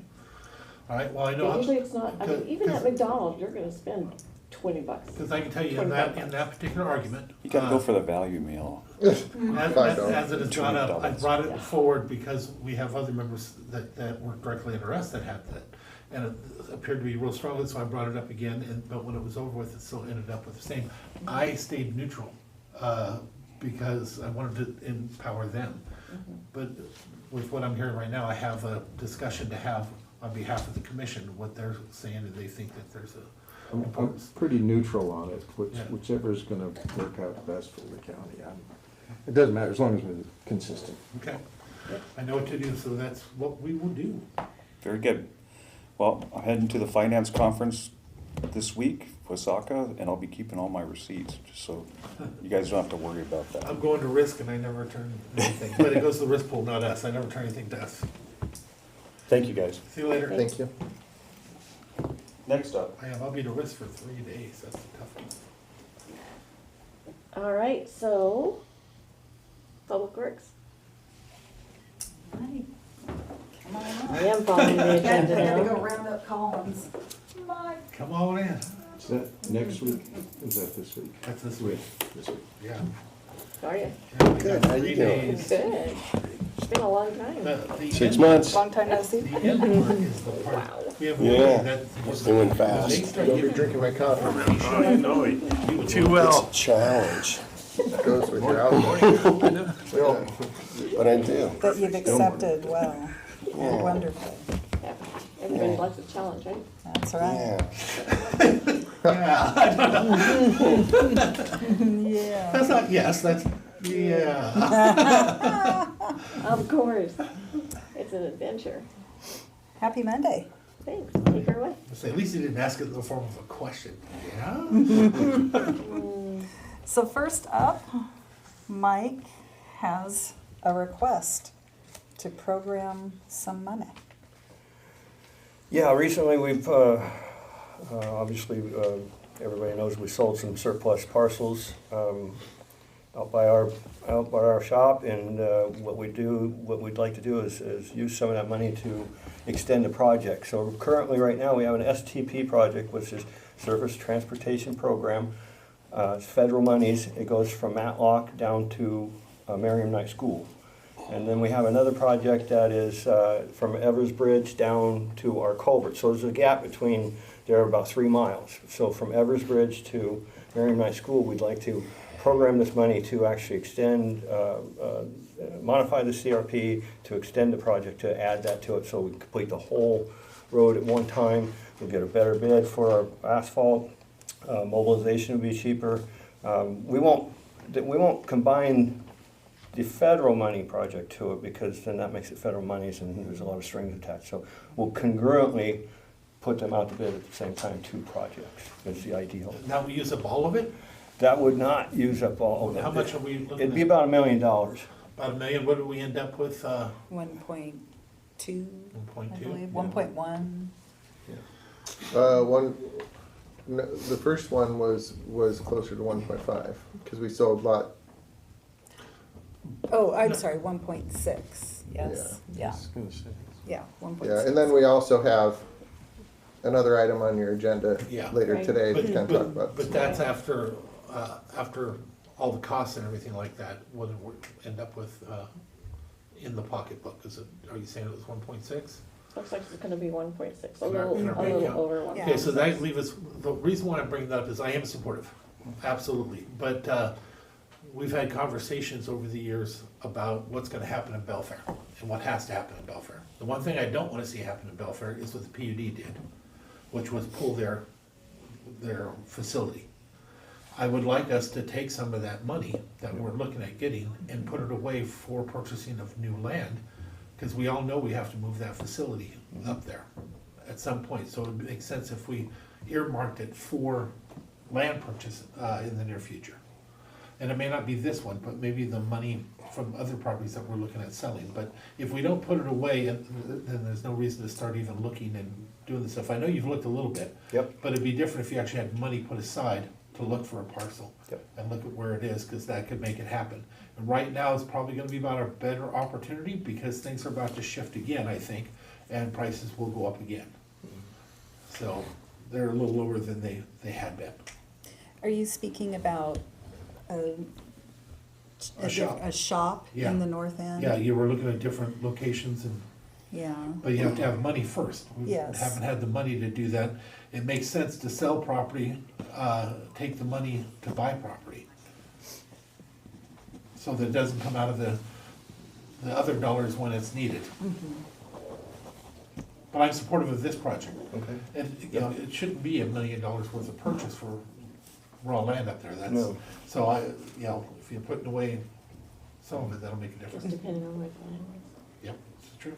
yeah, But I don't think we wanna put or it if that's, downtown. yeah, yes. I think maybe a little workshop at some point, commissioners, would be nice, just to kind of talk about operations in general and what is the. Okay, well, I can tell you right now, because I Best route had to heard go rumor, down. and I hope it's not true, that you're thinking about not having a facility in the north end. Potentially, yeah. And I think that's horrible. I'm telling you straight Oh, out, I have a whole we community. would expect that. No, I know, but I have a whole Yeah. community that's up there, and during weather situations and other bad things, having them there makes a huge difference. So I hope you will consider heavily about that, and I can tell you right now, that's one reason why I want the money set up. I don't wanna separate my county to where they don't have representation up there in the north end, which is a huge portion of the traffic that comes through 22,000 just up down that one highway, not to mention everybody else. I was hoping that rumor was not correct, but apparently it is. It hasn't been, I mean, it's just been one of the What are the conversations. options? Where would we be best located? The problem with Belfair shop is we don't have anybody from Belfair. Everybody comes from here. They're all So deployed from they're here. they're all driving from here to Belfair, and we can never recruit anybody from there. And so we set it up now to where they actually have a van to we commute all the way. Eldon was our last employee that actually lives up there, and he just retired. Well, hopefully that changes. But yes, absolutely, But cut we us would off. love for it to change. Yeah. Jeez, we try to get somebody from Belfair all the time, so. So it sounds like we definitely need a workshop on future goals for Yeah. public works. And then physically, if you come back here to like Mason Benson, well, then you're almost too close to Central. And so you really need something farther. We were looking at the PUD building there on Highway 3, the one they tore down. Yes. That would have been a great, Oh, It would have been a awesome. fantastic one. because that would have been located, perfectly for them. But they were going to do a substation, weren't they? And then A switching station, Yeah. but that was never the plan. yeah, so, I'm just telling you, I don't know what the to stuff do. I've seen, you hear all these other, the truth of the matter is, that was what we're talking about here for Mason County, that's why I can't. So, and My then there was community, I'm sure, conversation would- about having shop up on Razor Road up on the hill there, but until we ever get a Or do connector it road now. in there, it's Yeah. gonna, it's gonna be a Or the problem. bypass, So, or something like that, so yeah, we've been looking, but yeah, one of the options we talked about, well, we're all driving from here anyway, but we do need a facility, there's no doubt about it. For equipment, for everything like that, we need a Right. facility. Where it's located is terrible right there in that residential area. I don't disagree with that. So, Yeah. it's It served us well all these years, because it's drainage, there, and yeah. it's been easy to access for all those people in Duwato Yeah. and Tahuya and stuff like that, but closer to town makes a little more sense to me, but that's, Yep. So- there's still that parcel that's right off of Sand Hill. I don't know if anybody's talked about that one. Yep, it's been looked at too, so. So it kinda comes and goes, every time somebody leaves, or we gotta try to get more Think employees, about, and they end right. up here at Central. Well, what are we gonna do? We still always have that conversation again, but we haven't set anything in stone, and you're right, laying off, putting away some actual money would benefit that. So, Yeah, let's have a workshop on this. Okay. Talk about possibilities. So if there's- Yeah, I mean, to me, it's needed in terms of just direction so that we can move forward. Right now, we're kind of spinning wheels about, what are our considerations? And absolutely, like Mike says, we always need places to store equipment, materials, and all those good things for good proximity. But in terms of our personnel and how we're making up our crews and where we're sending them for the most efficient deployment, that's starting out here, one of the beauties, basically. if we were to take even $500,000, but it'd make more sense to put away $1 million when these others sold, but if you take away $500,000, you still have the value of the facility that we have now. Yeah. Right, To be able right. to grow it to where it needs to be in order to build. Wondering if there isn't an opportunity for a combination because you've been thinking about moving Belfair's, because it's limited. Well, we've been looking at that as well, like Yeah. where could we co-house and do double duty with our wastewater facilities as well. So North Bay was a possibility also, up on Razor, I say, thinking but that's about so far something deep more. into the stuff that makes it a little hard. Razor might if we were able to get something, but we don't know what's Absolutely. happening there. Yeah. So Yeah. I think that's still, It's not a short term. So anyway, those are kind of the things that have been, What about the I'm not Mason leading Transit you towards place? something. Up there, they're not using. the, Mason Transit. on where the existing facility is Yeah, by at the the roundabout. roundabout. Mhm. Yeah, that would be a additional purchase in that area. So, Yep, Just Well, a nice for facility that's sure. not being used. yeah. one of the locations that we do not own, where we have land that's up Sand Hill, but there's when you first turn on to Sand Hill, there's a big facility and stuff back there. A lot of it is wetlands, but there's some old storage, there's all kinds of stuff. That might be something that's big enough to look at. Before, Yeah, No, just right down the. Yeah, the industrial park on the left is what you're referring to. I never thought of it as an industrial park, but yeah. I think, well, that's what it was marketed as, yeah. So they do have some reserves in roads right now. In terms of giving them some direction about how to move forward with the Matlock Brady project, how would you guys I'm supportive. like to do that? Okay. So they've got, wow, we got a smile. That's so cool. Well, Pat, just to share with you, he's changed the way we do things by, we don't have bike lanes, for example. We have something else, but it happens to be able to be used for bikes without all the liabilities, everything else. It happens to widen the roads in places like Harstein Island, which I just went over, by the way. Great job. Yeah, they did a great job. You know, it's so hard to stay on those roads, but by doing it the way we're doing it, it's like we're almost saving money by hand over fist while still accomplishing some of the same stuff. So, and I assume that's what you're talking about also for that whole thing, and that helps that community in the winter and maybe even tourism, believe it or not, with bicyclists coming down. Yeah, this particular road is, we've been grader patching it for so many years. I call it spreading peanut butter, if you think about that. But we've ruined the crown, Chunky basically. or creamy? Chunky. And so we've got a lot of hazardous, water standing in the road, and the 85% on this road's over 50, it's 55 mile an hour.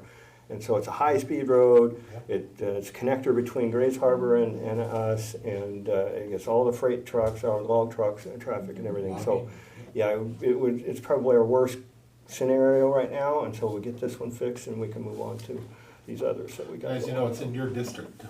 I know, I drive it all the time. Yeah. It's a nasty road. I don't have to say it. Are you supportive?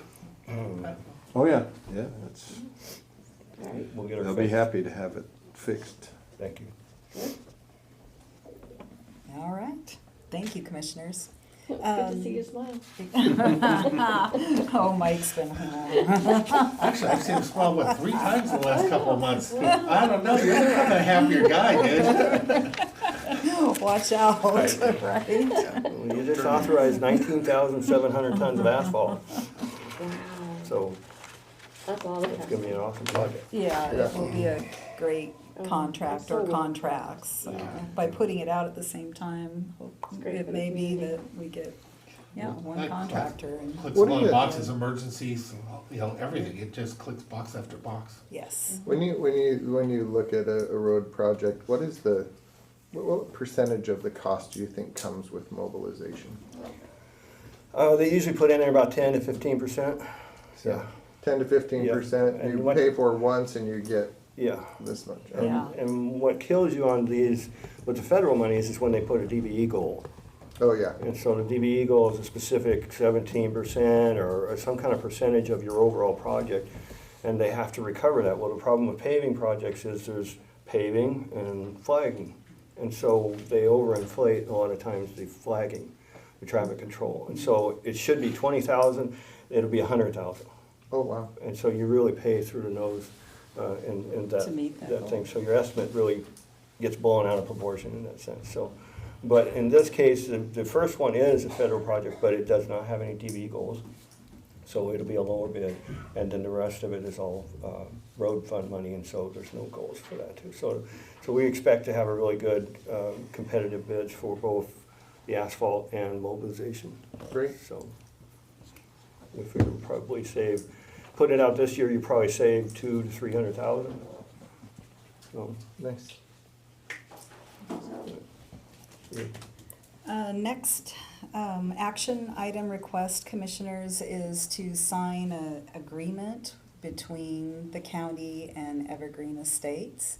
And this is basically a sub-agreement. So the city has you sign, no protest to annexation, has you sign all these things for water, sewer services. And a vast majority of that agreement will be provided or actually performed by the county as part of our CDBG grant. And so it wouldn't be appropriate for the Evergreen folks to be signing that agreement without this second agreement saying we'll be handling design, construction, all of those good things. So that's what this request is to process that and let us get out to bid. Mike and Cobry just received some comments from the city, but we are doing our darndest to get that out to Ed and get a new water supply to those folks as soon as So possible. much needed. Yeah. Yeah. The new water supply as well as sewer, right? Right.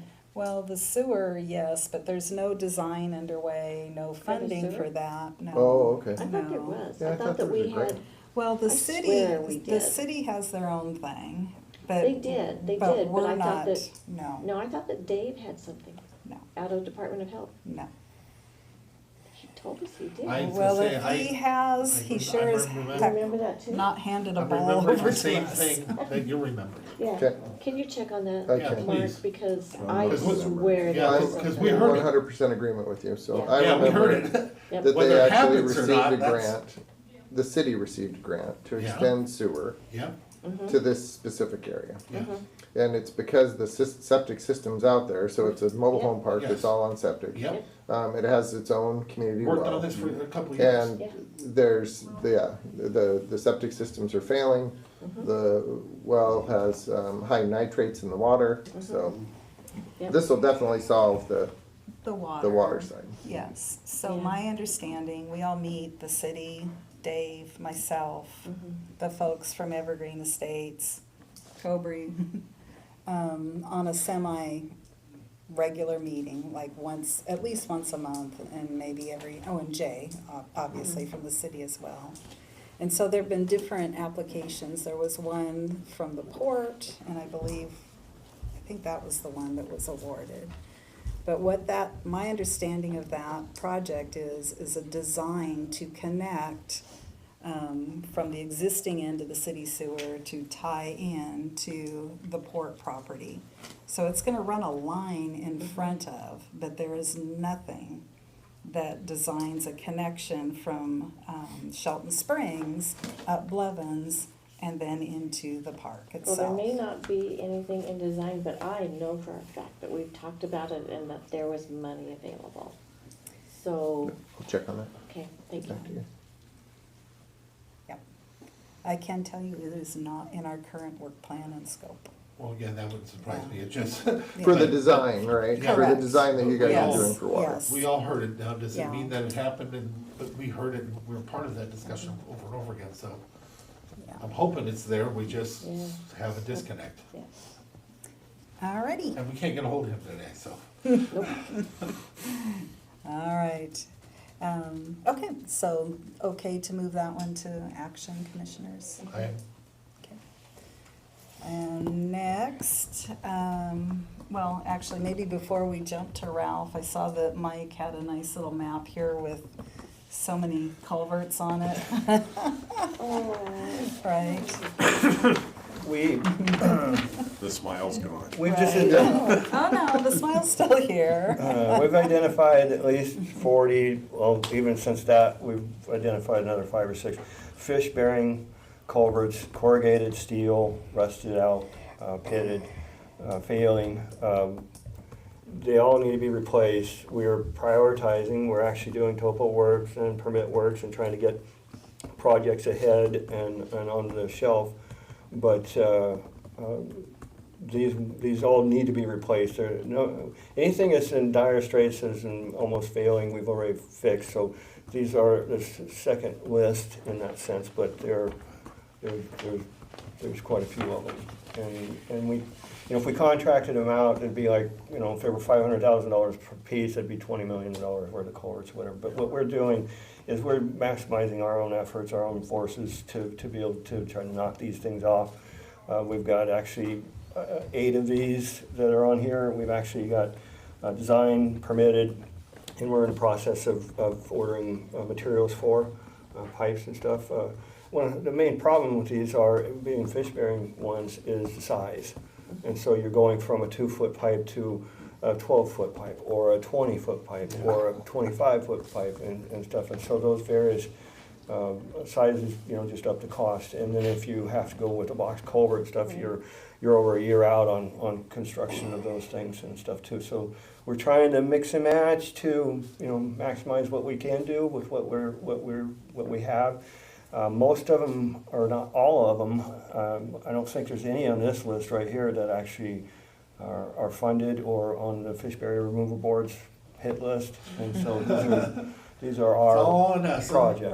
Right. So, concrete and metal versus metal, cost and longevity differences, and is there a third option? Constructability is the other thing to consider. Yeah, when we decide between those or weigh those, they're about the same age. Around here, you have sandy soil, and so with your water running through, you want to stay away from actually a galvanized steel culvert. So you go with the aluminum type culvert, or you go with aluminized steel for a better protection. And so in those cases where we have conditions of existing pipes, we'll make you make that decision. But mostly box culverts are there because you can't raise the road because of right-of-way purposes or stuff like that. So you end up with a box.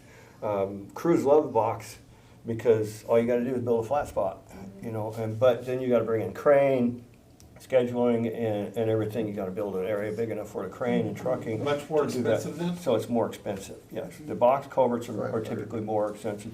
The culverts are more labor intensive. But you can go up to a 12-foot diameter culvert, and you can actually get the 20-foot sections that are connected. If you go anything bigger than that, they're multi-plate, so they got to be built and put together. And so it's a lot longer downtime for your road closure or something like that. So we kind of weigh all those of what we can do in-house and try to be as most efficient as possible. Is there a third option on the horizon? The other option is a bridge. And we are. I already know those cost-wise. There's no comparison. We are familiar with the big R bridges, and you can do shallow footings. But the problem with the bridge is you need to take care of that footings, because around here again we've got soil that's very erodible and stuff. So you need to have deeper foundation. So that's where your cost. I don't think that's an affordable third option. It really goes up. Yeah. Plus Then ecology upkeep. gets creaky. Yeah, and so it becomes a real problem. In some cases, we are going to. I mean, there is one of these that's not on here, is out at Beeville, milepost 1.18. The Trouts Unlimited is actually doing the design, and it's going to be a bridge. It's just, the existing culvert's a 15-footer. The bankful width requires for a 35-foot span, and so they're going to design an actual bridge. And so same way at Lynch Road, milepost 2.27 is going to be a bridge there too, removing that culvert. So there is cases where the span is so far that you're going to have to do something like that. So 2.27. That's down there by. Yeah, I know what you're talking. Yeah.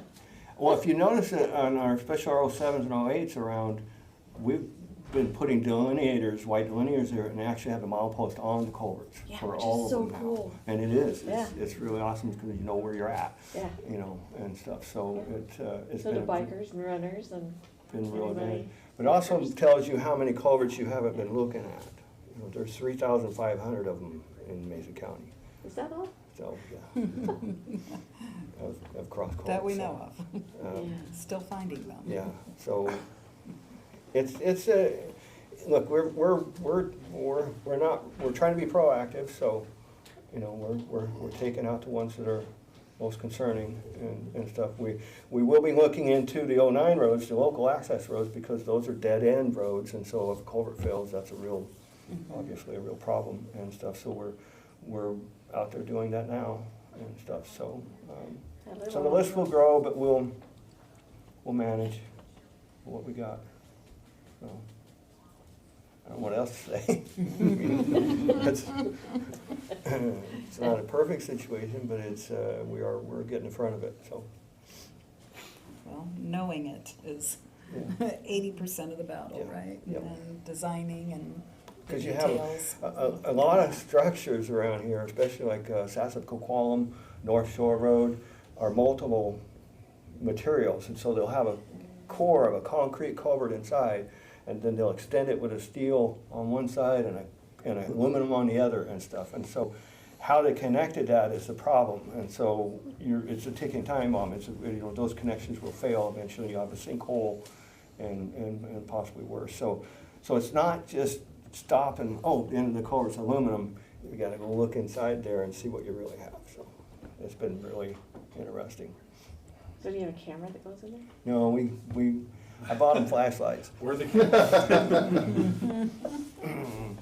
No, they didn't, before they just kind of looked at it, but now we've got marine grade spotlights that they use to shine in and take photographs, and then they pass that on to me if they think it's something that we need to look at, so. But, That's cool. yeah, it's been interesting. There's only run into a few critters, so a couple raccoons and Yeah. such, so. So before I forget, because I get squirreled a lot, could you reach out to June with the journal? She would love to ride in a big truck, and so if we could just kind of give her an idea, she'd like an idea of what we do, what our public works does, in a dump truck, or probably not a snowplow, because hoping that season's over. Right. But if you could reach out to June, she would love to go on a ride. She's heard me talk about it. My dad did construction, and so I was raised with sitting inside big tires on the big trucks and in loaders and backhoes. And so she's like, oh, I would love to do that. Cool. We can do that. Okay, appreciate that. Okay, now back to the agenda. Alrighty, so next up, Commissioners authorized purchase of some specialized software for our water and sewer utilities, and we wanted to share with you that we're putting it to good work right off the bat, and when I say we,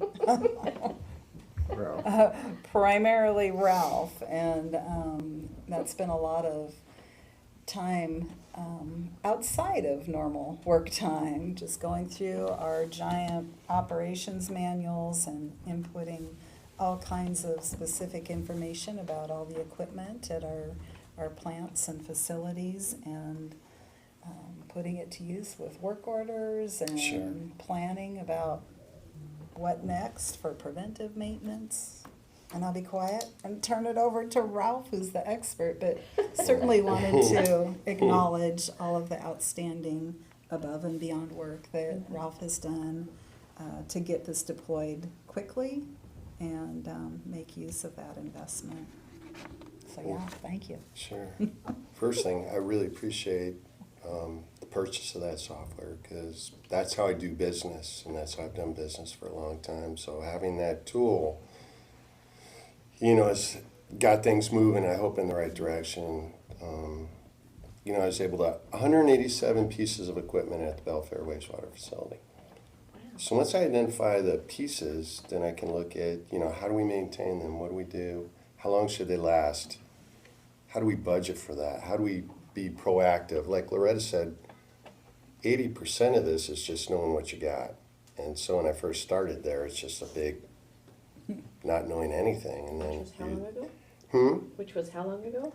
6 months. 6 months, but I got a pretty good idea of Belfair and what's required in moving forward. What do we purchase? How can we stay proactive in this approach and not have failures and be reactive, which puts a lot of stress on everybody. The crew as things. I want to try to be proactive, like as a maintenance supervisor I've been, How long should the equipment last? And so the work order program helps me sort of document that, keep everything in order, so I'm able to track it. And I'm moving on to North Bay, and so the software's allowed me to enter in all 3 wastewater facilities, all the equipment, as well as the 2 water systems. I'm not there yet. I just finished Belfair, and I'm moving to North Bay. But along with identifying everything, like Loretta said again, is I create tasks based on manufacturers' recommendations, and then what I think we should do based on experience to maintain that piece of equipment. And then I put it into another section of that software that creates frequency. How often do we do that? And it'll generate a work order to perform that based on the frequency, whether it's manufacturers or mine from experience. Sometimes manufacturers want a little more, and sometimes I know you can get a little more out of it and you don't need to do it as frequent. Depends on cost and priority of equipment. But I just really want to thank you for allowing the purchase of that, because it's made my job significantly easier to manage. Maybe, so one of the exhibits that was attached was the pump replacement at Pump Station 2, is that right, Ralph? I want to say I they can't- call it the pot shop pump station. Yeah. I think it's Lift pump station station one. one. Uh-huh. Yeah, I think it's pump Okay. station one. Yeah. I've been calling it pot shop pump station. Excuse me, it's right next to the cannabis It's right pot at the, shop. the root cellar, right? So lift station one, we had a pump failure, and so I said, okay, let's write a work order, because I got that piece of equipment in there, and let's see where this thing goes, and let me see if I can't track costs. And so the county had purchased previously a pump for that, and that was a good idea to do. That's a large pump. It weighs a ton, 2,000 pounds, submersible pump. And the lead time on these things, for example, I ordered some pumps for the wastewater plant that had failed that are about 1,500 pound submersibles, and that's a 6-month lead time. So the fact that we had that pump on hand was a great thing, because now you're down to one pump on a critical lift station, and you got problems if that other pump fails. So got the pump, got the cost of the pump, put the pump in, tracked the cost of everybody that had anything associated work with that removal and installation of that pump. So it's sort of nice to see what we had, what it costs, and how do we maintain inventory. What do we do with the pump? You know, and so some of that wasn't tracked, so now I can start tracking life cycle of equipment. So how long does it last? How long does a submersible 1-ton pump last in a lift station? What's the activity of that lift station? And it really makes my job easy, you know, once I get all this stuff. So I'm having fun in that regard. So doing it after hours, to me, it's like pleasurable. So it wasn't, the kids are gone and it's me and my wife, and I really did sort of enjoy that. You know, I still got more to do, but I did enjoy that. So it wasn't anything. You guys are twisted. It wasn't anything hard for me to do. And, but we are I mean, it's 3 weeks from start of 187 pieces, tasks, and then frequency of maintenance. It's been like 3 weeks to get that thing, once I got my hands on it, to implement it. And then there's also some of the preventive maintenance ones, like what are we greasing, what are we looking at equipment-wise, not just in a failure or the reactive or corrective maintenance or schedule, but preventative. How do we prevent, you know, how do we maintain to get the biggest bang out of our buck? So these things come up with monthly or semi-annual sort of preventive maintenance, oil changes, grease, check the temperature. Where was the pump? What was the pump output 3 months ago? Where are we today? What's the amp draw? What's going on? So we have some sort of idea of, do we do maintenance or not do maintenance? It's public money, public equipment. Let's maintain it as efficiently and effectively as we can, and that helps me do that. North Bay, aren't we actually doing, getting an update on the plant?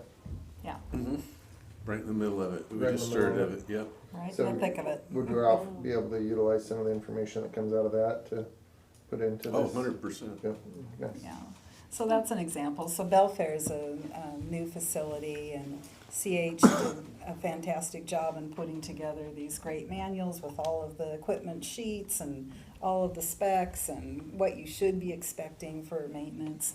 North Bay kind of got it, but kind of not, so fantastic, like you say, opportunity to rebuild all of that or build it and have it in place. The other thing I'd like to acknowledge, which was great about the pump replacement at the pot shop lift station, was the method of planning, thinking, getting everything all dialed out, all of the prep ahead of, that helped Ralph and his team, which is comprised of fairly new folks, right? To pull that off without a hitch, coordinating with the subs, the crane operators, pumping out the pump station, getting all the grit and all, making it clean, and all of that business. And that just does, that sounds simple, but Mike can attest as well. Same thing, like prep, and really help set up for success. And it came Well, off well, and so all the awesome prep- job, good job. And nobody talked about it, so I figured we were successful. All the prep, everything, and then it was just real quiet, and we move on to the next thing, so I figured it was real successful. Like Loretta said, we got 5 out of 7 of the employees have been in our field, my field, a year, a little less than a year, so for them to be a big part of this, to be honest with you, I sort of guide, but I'm not gonna, we all gotta move along and grow in our positions. I thought they did really well, because we had no accidents, nobody talked about it, water kept moving, and that's the goal in Yeah, Mary's water. Service disruptions, yeah. Is we're in the background, No making sure problem. nobody talks about it, and that Yeah, it just no continues to problem. go. That's the best way to do it. Yes, ma'am, that's, So does the pump get rebuilt?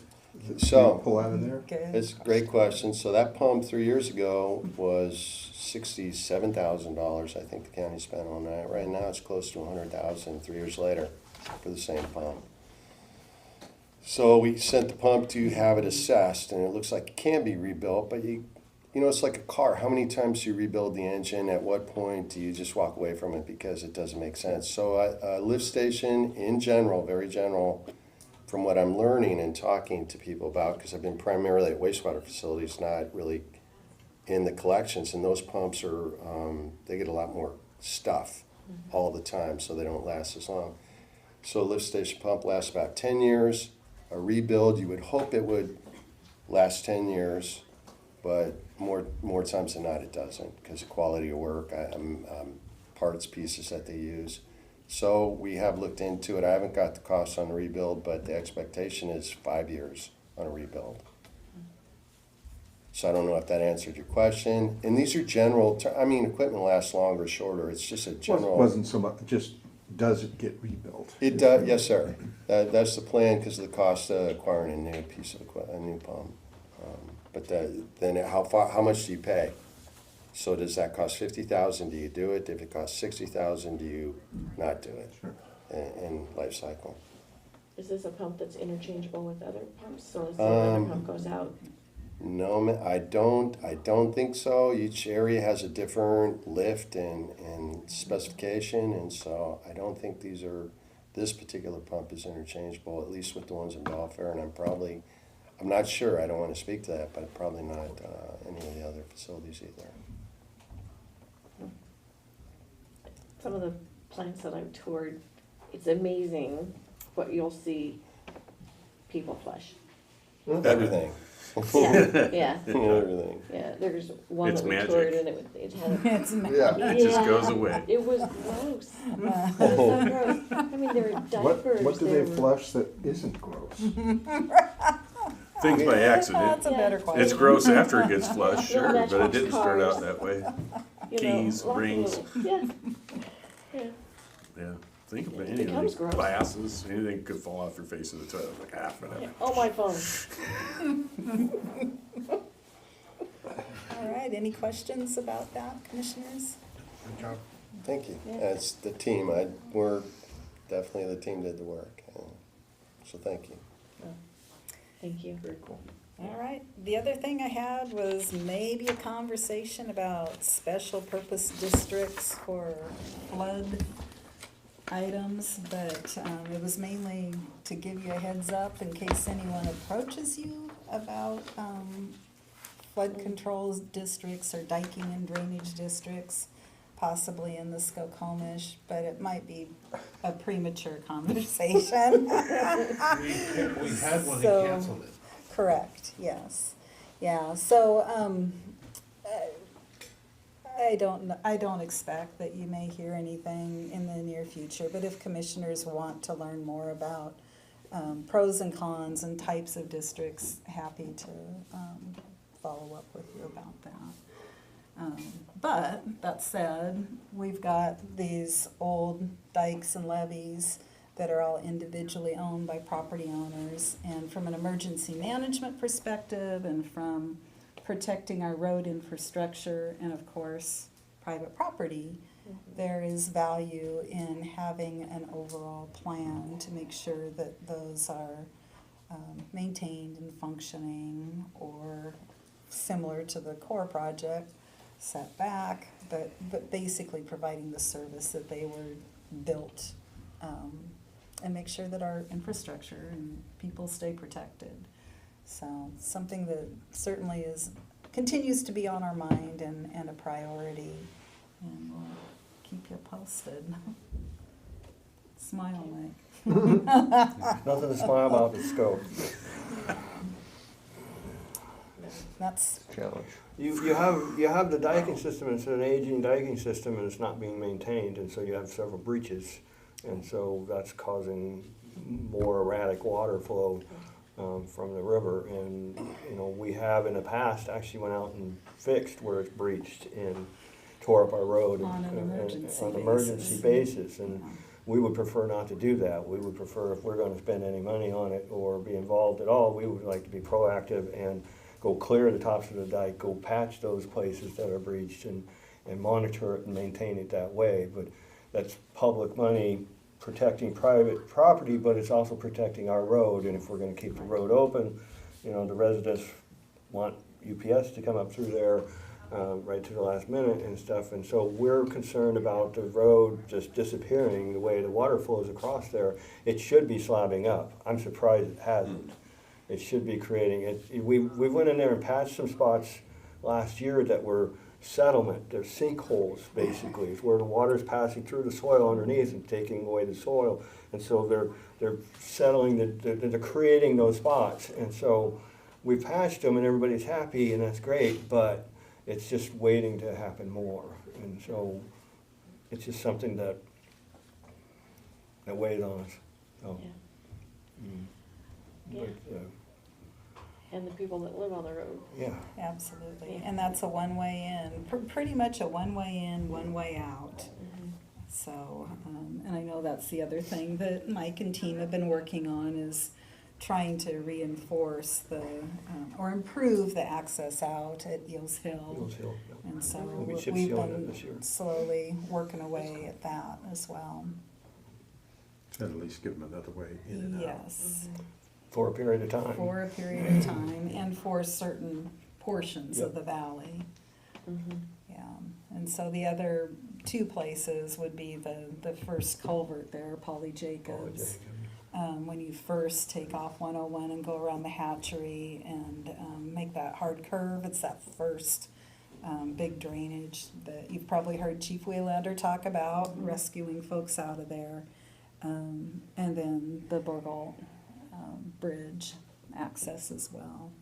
How high is it after this last atmospheric river? How was the, How what high, was- how high is the Did the scope? river get on scope?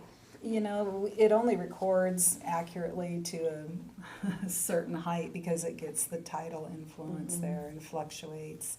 But I think that in the last year, we've had the second highest flood on record, is my recollection. Last year. Yes, last year. Yeah, this year we had, if you tried to Burgalt, that little bridge when it's right off the highway, there was water over, up on the guardrail itself. So, Polly Jacobs, when people go driving in there, it's usually 5 to 6 feet deep. During the straight stretch they call Rose, when I first got here, there was 2 locations that would flood pretty commonly. Now it's the whole stretch, probably 1,500 feet. If you go up towards Ells Hill at the old 76 station sign there, if you go back to our property and then hang a right and you look at the neighbor's property, there's 5 or 6 breaches right there. Oh, wow. And it's old soil and it's just getting, so that floods our road sooner now than any other location just about. Yeah, that is now the first to flood. To actually flood. So, yeah, there's quite a few breaches that way. And like I said, the old timers, when they built it, they just used the soil that was there, which was fine. When you had vegetation growing on it and kept care of it, it worked. But now once it does breach, it just continues to get worse. So. Right. And you can't touch it until the floods go away. The flood Well, yeah, season. that's, Yeah, that, during the last emergency repair, that was exactly it. Like, okay, what could be deployed during flood? So we were looking at self-inflating barriers and, I mean, all kinds of things. But like Mike says, try to get equipment there, try to keep folks safe while they're working out in those conditions. It's just On a private really, property. really tough situation. and they did it, they, right there at the church, they were telling me that when it blew up there, it actually picked the road up and put it out in the field. Wow. The whole big sheet of asphalt, Mother Nature. so, yeah. And so it's really high velocity and high power impact that way, so, like I said, I'm surprised it hasn't done it down at Rose, those two locations that goes across there, it's just ripping, you always see the photos of the fish going across there. They're just going over in the field dying. Yeah. They can't get in the scope, because they'd have to go up over the dike, Right. and so, help them over there. But that road section, I'm really surprised it hasn't peeled up. It's got some bad spots in it now, but it hasn't slabbed up yet. So. Yeah. And that's why we try to close, our policy is, if we can't see the yellow line, it should be closed, because you don't really know if the road's there. So, unless it's an emergency vehicle, Right. But people don't. And listen, They drive around. They drive around. Mhm. we Yeah. can only do what we can do. The Conservation District, before we close this up, is out working with a consultant. You remember of the Army Corps Engineers projects, there was, the key project was the confluence there where the North Fork comes in. So they're out doing some on-the-ground work to advance that project separately. So we're still chipping away at things, just in a different way. All right, well, that's, I think, all that we have, commissioners. Okay, I've got a few different things that I still need to cover. About a year ago, we had talked to you about it, and then about 4 months ago, while Kevin was still here, maybe 5, we had expected you to get something done when it comes to the crosswalk at Union and signage on 302. Please bring us back an update next week to give us an idea of what we're doing with it, where we're at, and what needs to be done. I got a phone call from Grace Harbor Commissioner. They would like to talk to us about working with them to use our striper. Big surprise, right? Just putting it out there because it was asked, and so, we, in the past, over the years, we have done things with other entities. We put in roads for them, traded for other things. We did chip sealing. No, we haven't got it yet. No, I'm just telling you that. ER&R We had from the Grace same. Harbor has actually reached out to us about what the cost is, and they're looking at possibly budgeting for one themselves too. Yeah, So- but the commissioner's actually looking at is that- hoping is to contract with us. Yep, okay. I think our operations, we've been approached as well. Yep. So Randy, you said the crosswalk at Union, and what other? That's our 302 Yes, signage. the issue. Oh, yeah. We just had another one, a whole other one went off the road again. A new one though, I'd like to bring forward, it's something, you weren't here, I don't think, when we were doing all the stuff on Pickering Road, but I know you know the crosswalk and how bad that is and stuff like that.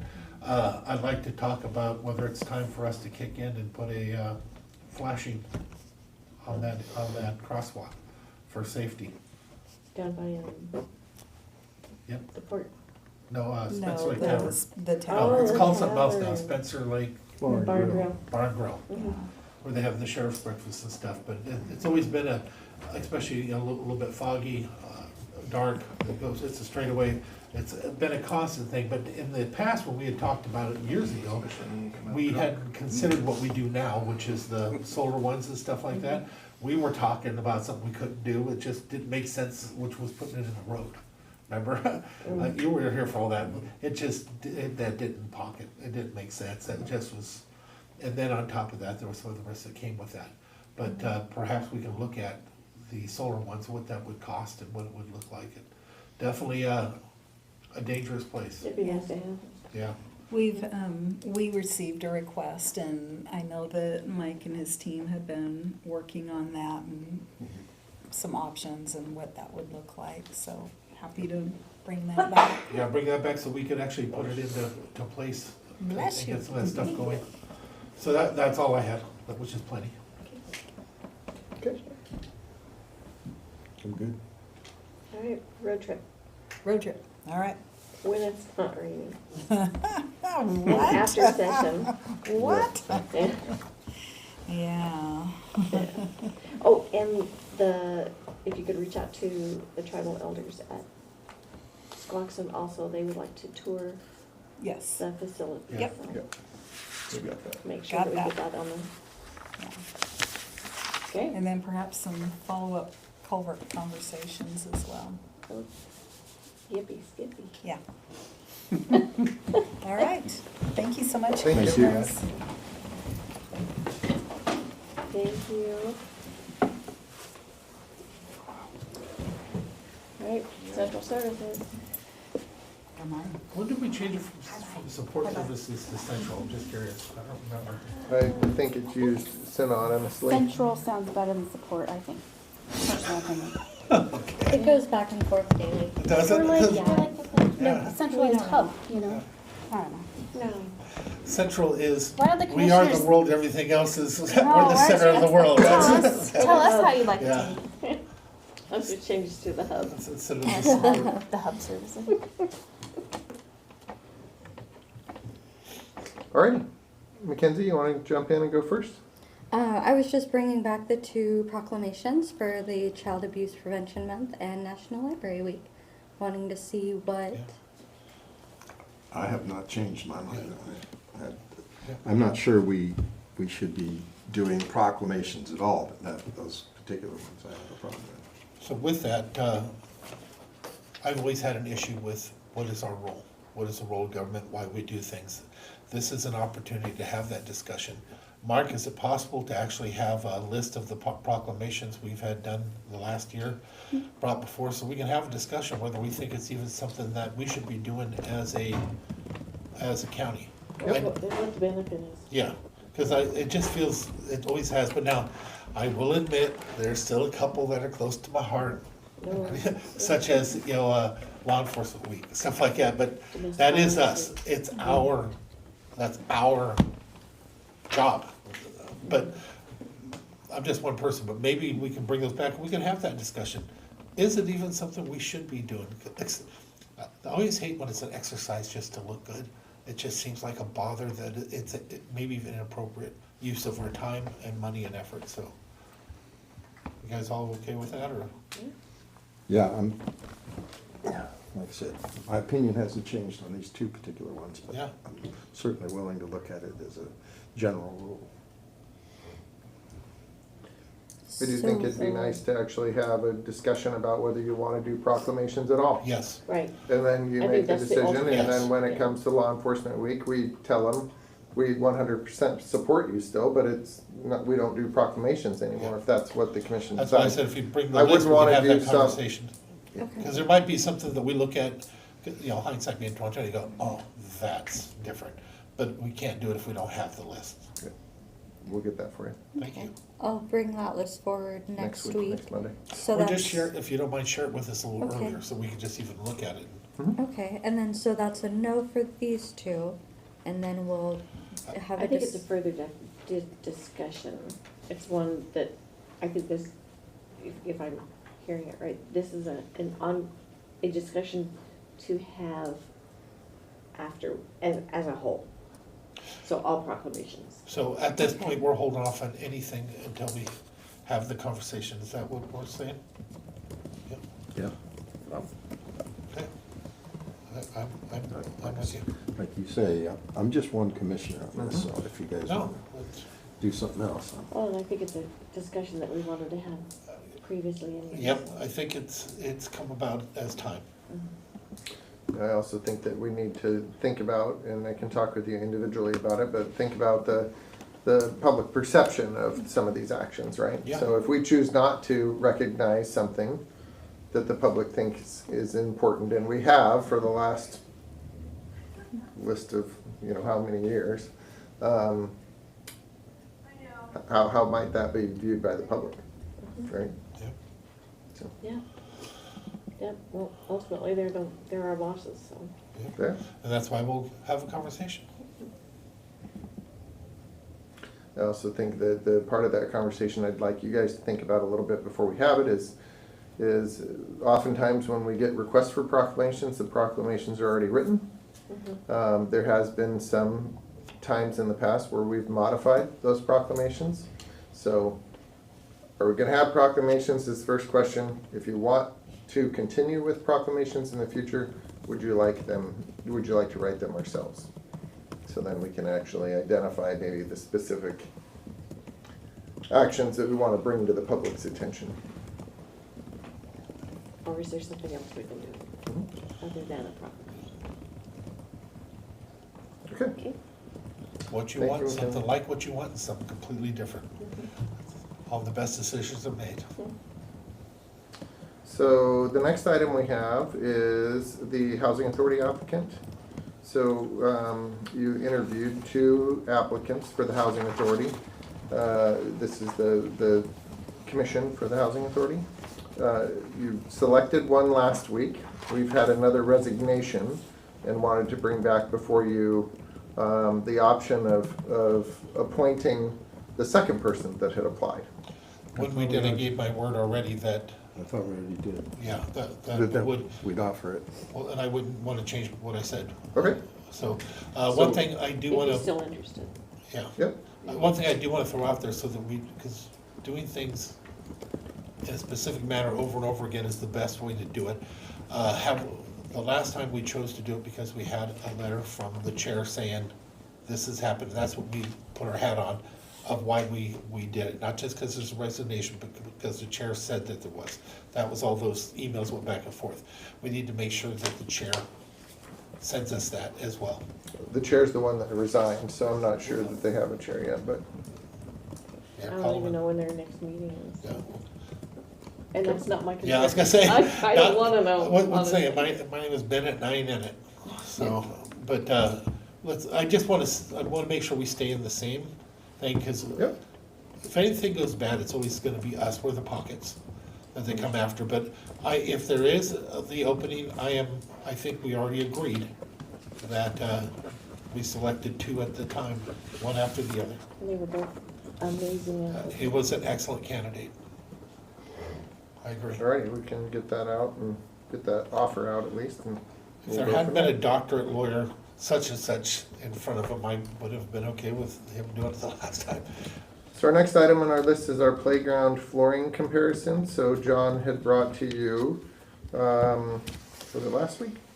Within the last couple of weeks, John's brought to you a proposal to do put different I got material it this in our morning. playground. Commissioner Tarswell had asked us to look into other alternative types, and so John did a report here. And do you want to present it, John? Yes, thank you, Commissioners. Is it April already?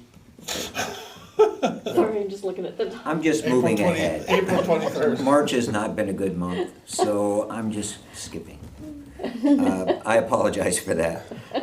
Sunday was busy. I went out and looked at several evaluation processes for this. We looked at per square foot over 1,000 square feet plus installation. I looked at product lifespan 15 years, since the maximum was 15.5. Looked like pretty good at 15 years. We looked at annualized costs. We looked at full safety and ADA accessibility, drainage and maintenance requirements, health and environmental risk, and then what was good for the Pacific Northwest. The foam that you had mentioned, not good for the Pacific Northwest. Yeah. So it was one of the things we had. So the 5 products that are on there are what's recommended for the Pacific Northwest. The one that came out, if you go to the end, will be the rubber mulch. Yeah.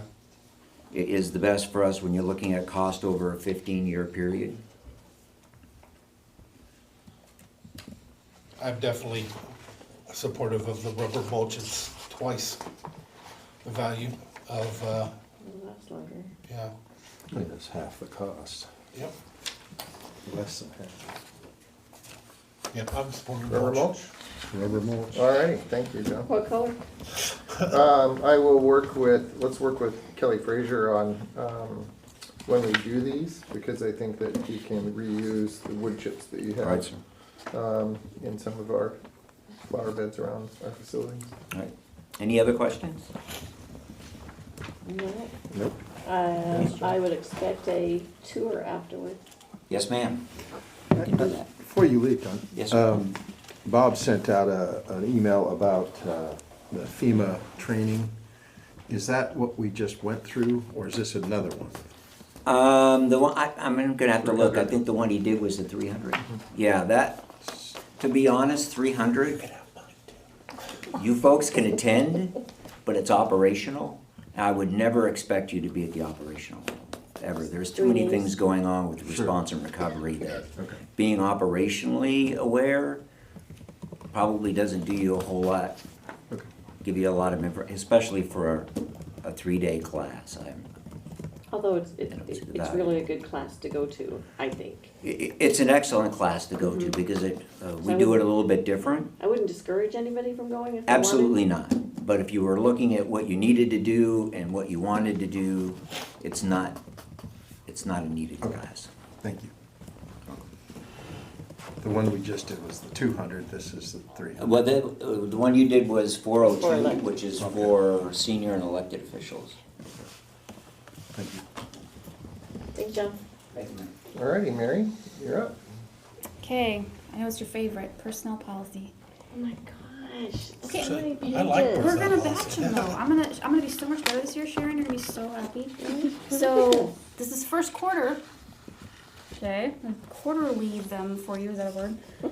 So obviously HR's role is to help the board coordinate and administrative personnel programs and follow guidance from entities such as the risk pool, legal, etc. So I'm asking for a resolution with the amendments be moved forward to action for April 8th, I think is what I said. April 1st, just kidding. And the resolution has on the second page listed the big changes. Someday the grammar and formatting will be completely dialed in, I promise. Couple of them are, we just wanted to make sure that anniversary day of pay definition is in alignment with how our contracts are. There were state law changes to accommodations for milk expression and menstruation. We wanted to make sure that the applicant travel and moving expenses approvals that we had talked about last year at department level, especially if there's budget already available, clarifying that on-call extra help schedule. We had the move of several employees from the exemption status to the non-exemption status, so we wanted to make sure we were accounting for flex time, alternate work schedules, comp time, etc. That was, make sure it's actually spelled out. Adding some demotion language, prorated longevity. There were some significant updates needed to the workers' comp benefits. Vacation days, move it to hours, again, aligning with our contracts.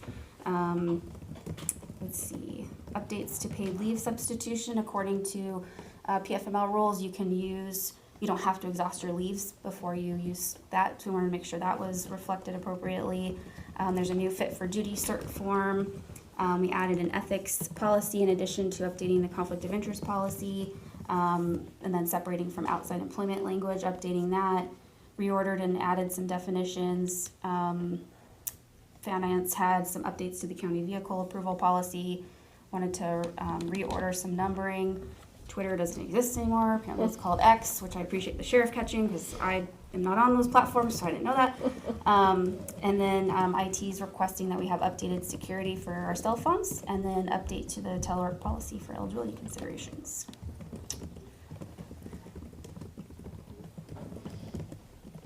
And so you want this scheduled for, there's so much. The first. Yes. April Fool's Day. I don't schedule these. Do you know what they're talking about changing on the cell phone security? They need, it needs to have like a biometric or a code, make sure that they're actually secured properly. Right? Yeah, multi-factor. Multi-factor authentication, thank you, MFA. some people with their work cell phones, there's no security enabled on them. So if you were to lose the phone, an individual that picked it up could get in and do anything with it. The other part, I think, is to expectation of letting IT know when you lose your phone, right? Things happen. So we understand that things happen, but what's important is if IT is aware of when you lose your phone, number one, they can track it and tell you where it was last, if it still has battery. And the second, probably more important thing, is that they can actually wipe the phone. So take all of the county information off of it remotely.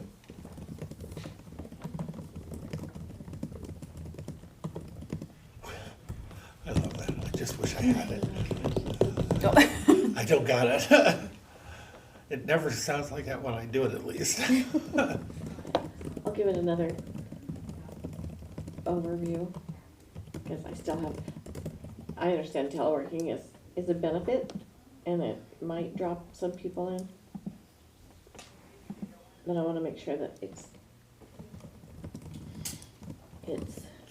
appreciated and respected and not expected. If that makes sense.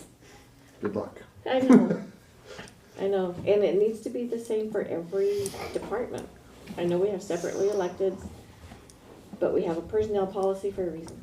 And I know I keep going back to that, and I'm preaching at it, and I'll probably die on the personnel policy bandwagon, but if we have it for a reason. Are you asking not to pass this right now, or are you Oh, no, asking for no, it's time, not. or? No, I'll shoot, if I need extra time though, I'll shoot something out and say, hold the horses. Just wanted to make it clear. Yeah, gotcha. Okay. So I would argue against an all-size-fits-all policy for telework. The reason I would argue why Oh, let's argue. is that I think that there's certain jobs that are more conducive to telework than others. So we have some positions in support services that will never telework because they are the face to the public coming in, and it's just not an option. Whereas I may have individuals, and I can use public defense as a great example. So our public defenders, oftentimes they're out in the field meeting with their clients and talking with their clients. When they have to come in for court, they're physically in here and at court. Their work that they do to research and investigate the proper defense for their individual clients can really be done anywhere. So I think that, I guess those are the two extremes that I would look at. So I wouldn't want to say I have to offer the same type of telework agreement to an individual within support services as I would in public defense. Mark, And that's not what I'm saying. I was gonna say, you did catch it, she said, okay, that she was okay with it going forward as it was written, right? But I actually am really interested in what your guys' perspectives are in terms of what are the boundaries that I have, right? So I'm looking at them individually, and I'm kind of trying to set those boundaries individually, but I definitely want to get feedback from you all Well, and too. if it's a county policy, yes, you can have different, it's like Ian's office. I know that they're out there. Sorry, Ian, you walk in. They were talking about you I'm for the like, last all right, 15 here we minutes. go. I've had your back, brother. I'm telling you. No, he threw you under the bus so many times. No, you're right, every department has different functions. Mhm. But a policy should cover things that may come up also. So it's okay to have a different Agreement. schedule or agreement, Okay. but policy is policy. Gotcha. And I do think the way the policy was written, at least before I got here, was done very well. Takes that into consideration, that it really needs to be the eligibility of the employee's job functions, not the employee themselves. Like, can it be done? Is it the right thing to do? Right. And then in the agreement, even the proposal, the approval format, so it goes like manager, supervisor, then the department head, or whoever that person's supervisor is. So my staff are ultimately approved by Mark and I. So we want to make sure there's extra eyes on it as well. Like, I don't know about that. Is that one really necessary kind of thing? And So that's what should be in the policy. it's in there, Miss Ma'am. Yep. I mean, 100%. yeah, I know that. And I've read not it. primary caregiver, right? So it's not to allow people to work Yep. from home when they're a primary caregiver. Yep. So yeah, there are good boundaries in there that I can actually go back to and say, yeah, this would not work because of the situation that you're in. But that's your call.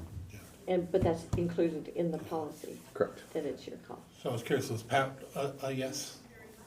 I'm moving forward. Oh, yes. Yeah, yeah, go ahead. Alrighty. Yeah, will I didn't, move on. I didn't see got the same yes. problems with it. Yes, alright. Did you actually read the whole thing? I went through a lot of it. Now you're getting all happy and excited. Weeks. Check it I out. was like, whoa. Thank you. I'm excited. Thank you. Yeah, I printed it off and I was like, So I've No, got a request here from PUD1 to have a letter of support issued. They are applying for a funding request for the Jorstad Substation Grid Resiliency Project. So specifically, they're applying for Senator Murray and Cantwell's congressional direct spending options. And then the Representative Randall for community project funding. So this is something that we have supported in the past, and I would recommend that we would support again. I don't know of anything that we're in competition on it. Okay, then I'm supportive. I also have received a request from PUD3, which is not included in here because I just received it, to actually write a letter of support associated with their with a broadband application. And broadband is also something that I feel very comfortable the board has and we've supported that in the past. supported, and so much so that we actually went out and got some funding through Wasaka that we then pushed it down to individuals applying Well, for. we even used to go down to allow them to even be a provider, because at one point they weren't even allowed to be a provider, so we went down to support that stuff. Great. I'm supportive of perhaps they can give a little more heads up next time. Actually, that would not be on them, that would be on me, so I just need to get it on their agendas sooner. Would you please forward that to me? It's still on you, Mark. Yeah, it is, yeah, absolutely. No, PUD3 is really good about I'm giving supportive. us time. Yeah. Sometimes the turnaround time associated with when a program is announced and when you actually have to submit is really short. But in both of these instances, both entities gave us plenty of time to deal with it. As I was reading it, I just remembered the one that I still have from PUD3, so. PUD1's really good at CCing me in those emails. Yes, Maybe I can get PUD3 on board I with will that as well. absolutely give you their contact. So the next item I had on the list is something coming back before the commission on this, and this is we have a couple of different offers that we received on the remaining public works properties, and wanted to discuss how you guys would like to move forward on that. We did request some proof of funding from one of the offers and have not received anything back from them on that yet. That's one with the 3, correct? Correct. And that was the problem, just so you know, it was the same, and it was a 60-day on the last one, and it gets extended, so, They're the same ones? same people, yeah. For a 60-day, so I think we should consider executive session Okay. conversation one more time. Okay, Good idea. I will set that up for Monday.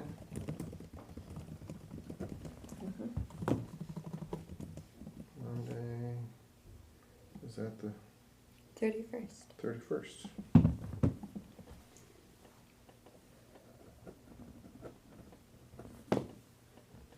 All right, I think that is all we have.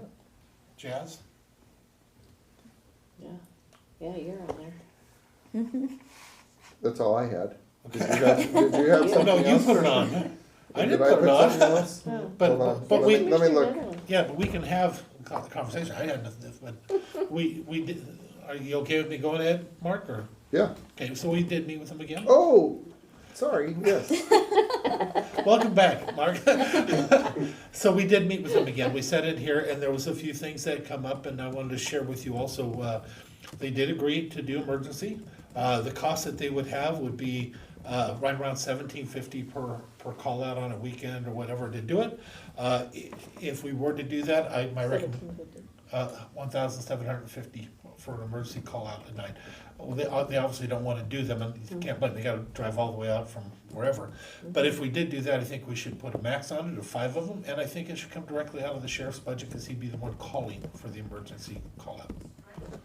That's how you, to keep it limit. Because we don't want them doing it just because I don't want to deal with this on a Saturday and one deputy calling in.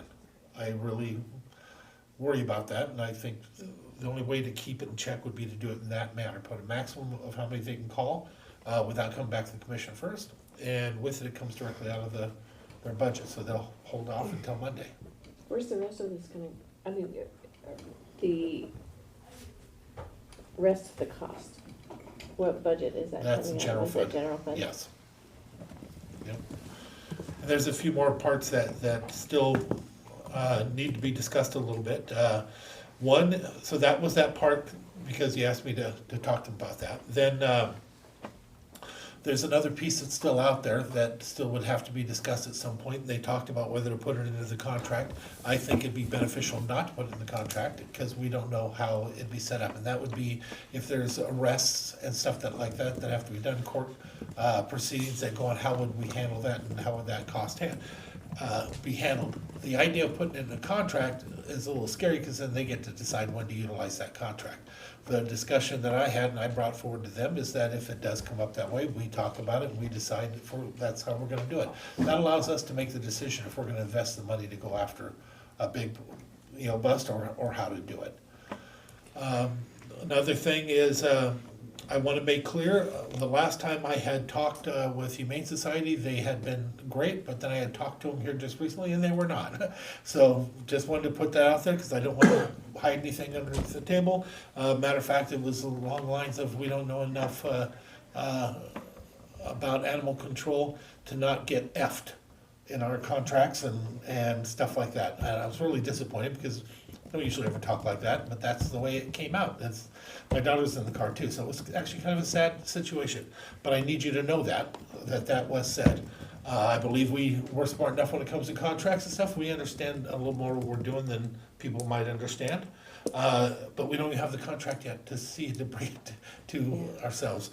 And then the last piece that came up was, how would it be charged out, or there's two pieces, how would it be charged out for MACECOM? We already get the animal control cars for MACECOM, so I don't know that it would be any different than we're already doing it, because they already go through MACECOM for all animal control calls. But it was something that was brought up and said, well, what are you gonna do?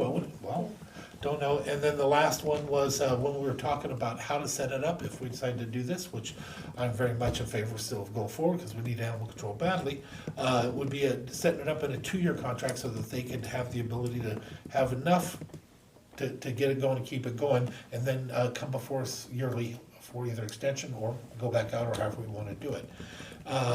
The other thing to let you know is, even if it was approved on Monday, or in April, it's still gonna take 30 days for them, or something, to hire people on, get it going. So it could take a month, but they would not charge us, of course, until it was put in place and ready to go. Did I cover? Yeah, I think the important part there is that they are actually hiring 2 additional people to cover Mason County. They will be intermingling those individuals with some of their experienced staff to make sure it gets set up properly. But I think their concern about it was, gosh, if we go hire 2 new people, invest in training in them, we'd like to have at least a 2-year contract at the start, which I don't blame them. Well, and I think 2 years also gives us an amount of time to evaluate to see if that's safety working for Mason County. Yep. So just to review this, we're talking about $175,000 per year. Yes. So if we throw this $1,750 per event, a max of 5, that's what we're signing up for. Well, that's $9,000. Is that per day, per weekend, per week? $1,750 would be per. It's Per only, event, right. Yeah, only, and it's no, only. our max of 5 is really what I'm asking. Yeah, well, I don't even like having it, we should stay within it, but there are times where things happen. When Sure. Beth, I shouldn't have said her name, when we had a big event that had happened and they're called out, that happens to be on a weekend. It's just something like that. Other than that, they can wait till Monday usually. What I'm getting at is, okay, if it's a max of 5, that's $9,000. It would only have to happen 4 times during the year to cover the 36,000. The additional to cover the entire weekends is 75 or 37.50 per day. So I was trying to. Well, I see what you're saying. I was trying to nail that down. No, I agree, and you're right. The whole idea with the 5 limit, I know that's for us. Yeah, but I'm hoping they don't even use it. That's why I want to put it on the sheriff's budget, because he's the one that asked for the extra, so they maybe use 1, if they even use 1. Okay. But Is that per year, the 5 per year? yes. Okay. Well, and that's just us talking. I didn't put that to them. They just gave us the cost. We asked them to give them the cost. And I'm just saying to myself, I don't like going into contracts where it's open-ended. I like really tightening it down. So my recommendation would be to put in there a maximum of 5, and then we know it can't be abused, can't be used, and if it is, that's the farthest it can go. And then amongst us, we should talk about how those call-outs should come. If they came through the sheriff's budget, then the sheriff himself would make sure it only happened when it was important. And we could always cover it at the end of the year if we chose to. But if it comes out of their budget, then you know that they will take it very seriously before calling out, because one deputy having the ability to do it can actually get pretty sloppy when they just say, I don't want to deal with this today, and make the call. It's not their money. So I looked at it from what I thought was a logical approach, that we're going to see most of our calls coming in on the weekends. Kids are home, the dogs are more likely to get out. There's more likely to be events on the weekends, and the additional cost for covering weekends was the extra 75 to go from 175 to 250. So I asked the sheriff to look into that and see what he could discern, and he could not see that there was a pattern that weekends actually were a bigger need. So the other hand is, it's not a lesser need, it's pretty much the same all the time. So are we, if we're only gonna, I don't know how many we're gonna see on weekends is my point here. And if it's 70 and 50, it doesn't take very many of those to make up that difference. Yeah. The hope is, though, that whatever the issue is, that it's only used for major things. It shouldn't be getting calls for the general. They can wait till Monday and stuff like that. So another item that she had wrote in our response on the emergency call out was, instead of providing Monday through Friday, she was actually recommending Tuesday through Saturday as like the 5 better. days a week. Yeah. I So do you like would that cover better. one of the weekend days. And your emergency call outs would be applicable to Saturday or Sunday or Monday. Yeah. Yeah. Does that help you feel any different about it? Or? Yeah, I think that's what I was hoping for, was somehow cover the weekends. But when I found out that it really there wasn't much difference, or at least not that Ryan could point to. Although he admittedly said we don't really have a good way to track that. Yeah, I think the additional and where the money comes out of, I think, is probably a topic for budget when we come to that, to decide. And plus that gives us a little bit of time to decide, like the extra that you're talking about coming out of the sheriff's budget. I would rather save that discussion for a budget talk. Except for we'd have to have that decision before that, because for ourselves, if we want to control it, then it doesn't have to be we take it out of his budget, but put some kind of parameter around it, because literally if we just put it out there, one deputy just makes the decision, it costs us a lot of money. I wouldn't want to be that unprotected. I trust our deputies to follow the example of the direction of the sheriff. So we don't have one yet, though, no direction. I know, yeah, and I was trying to think, that big call where they had all the dogs, and they were almost, it was awful. Yeah. I wanna say that came in on no, there were a few calls For, on that one. for years. Yeah. I They've don't been know. looking at that for a long time. Yeah, so I can't remember if that one was on the weekend or what, but,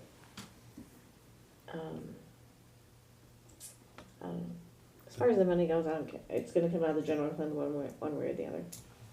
And so that doesn't bother me, but I do like the Tuesday through Saturday. And what about the limiting to the amount of 5 per year? Like per year?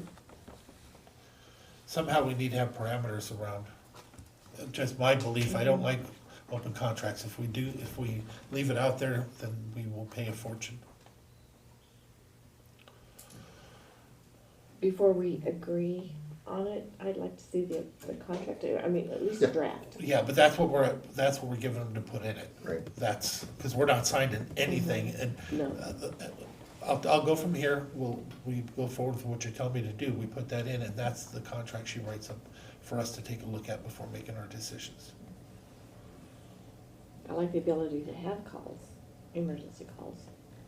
I wish we could say, oh, we're only gonna have 5 this year.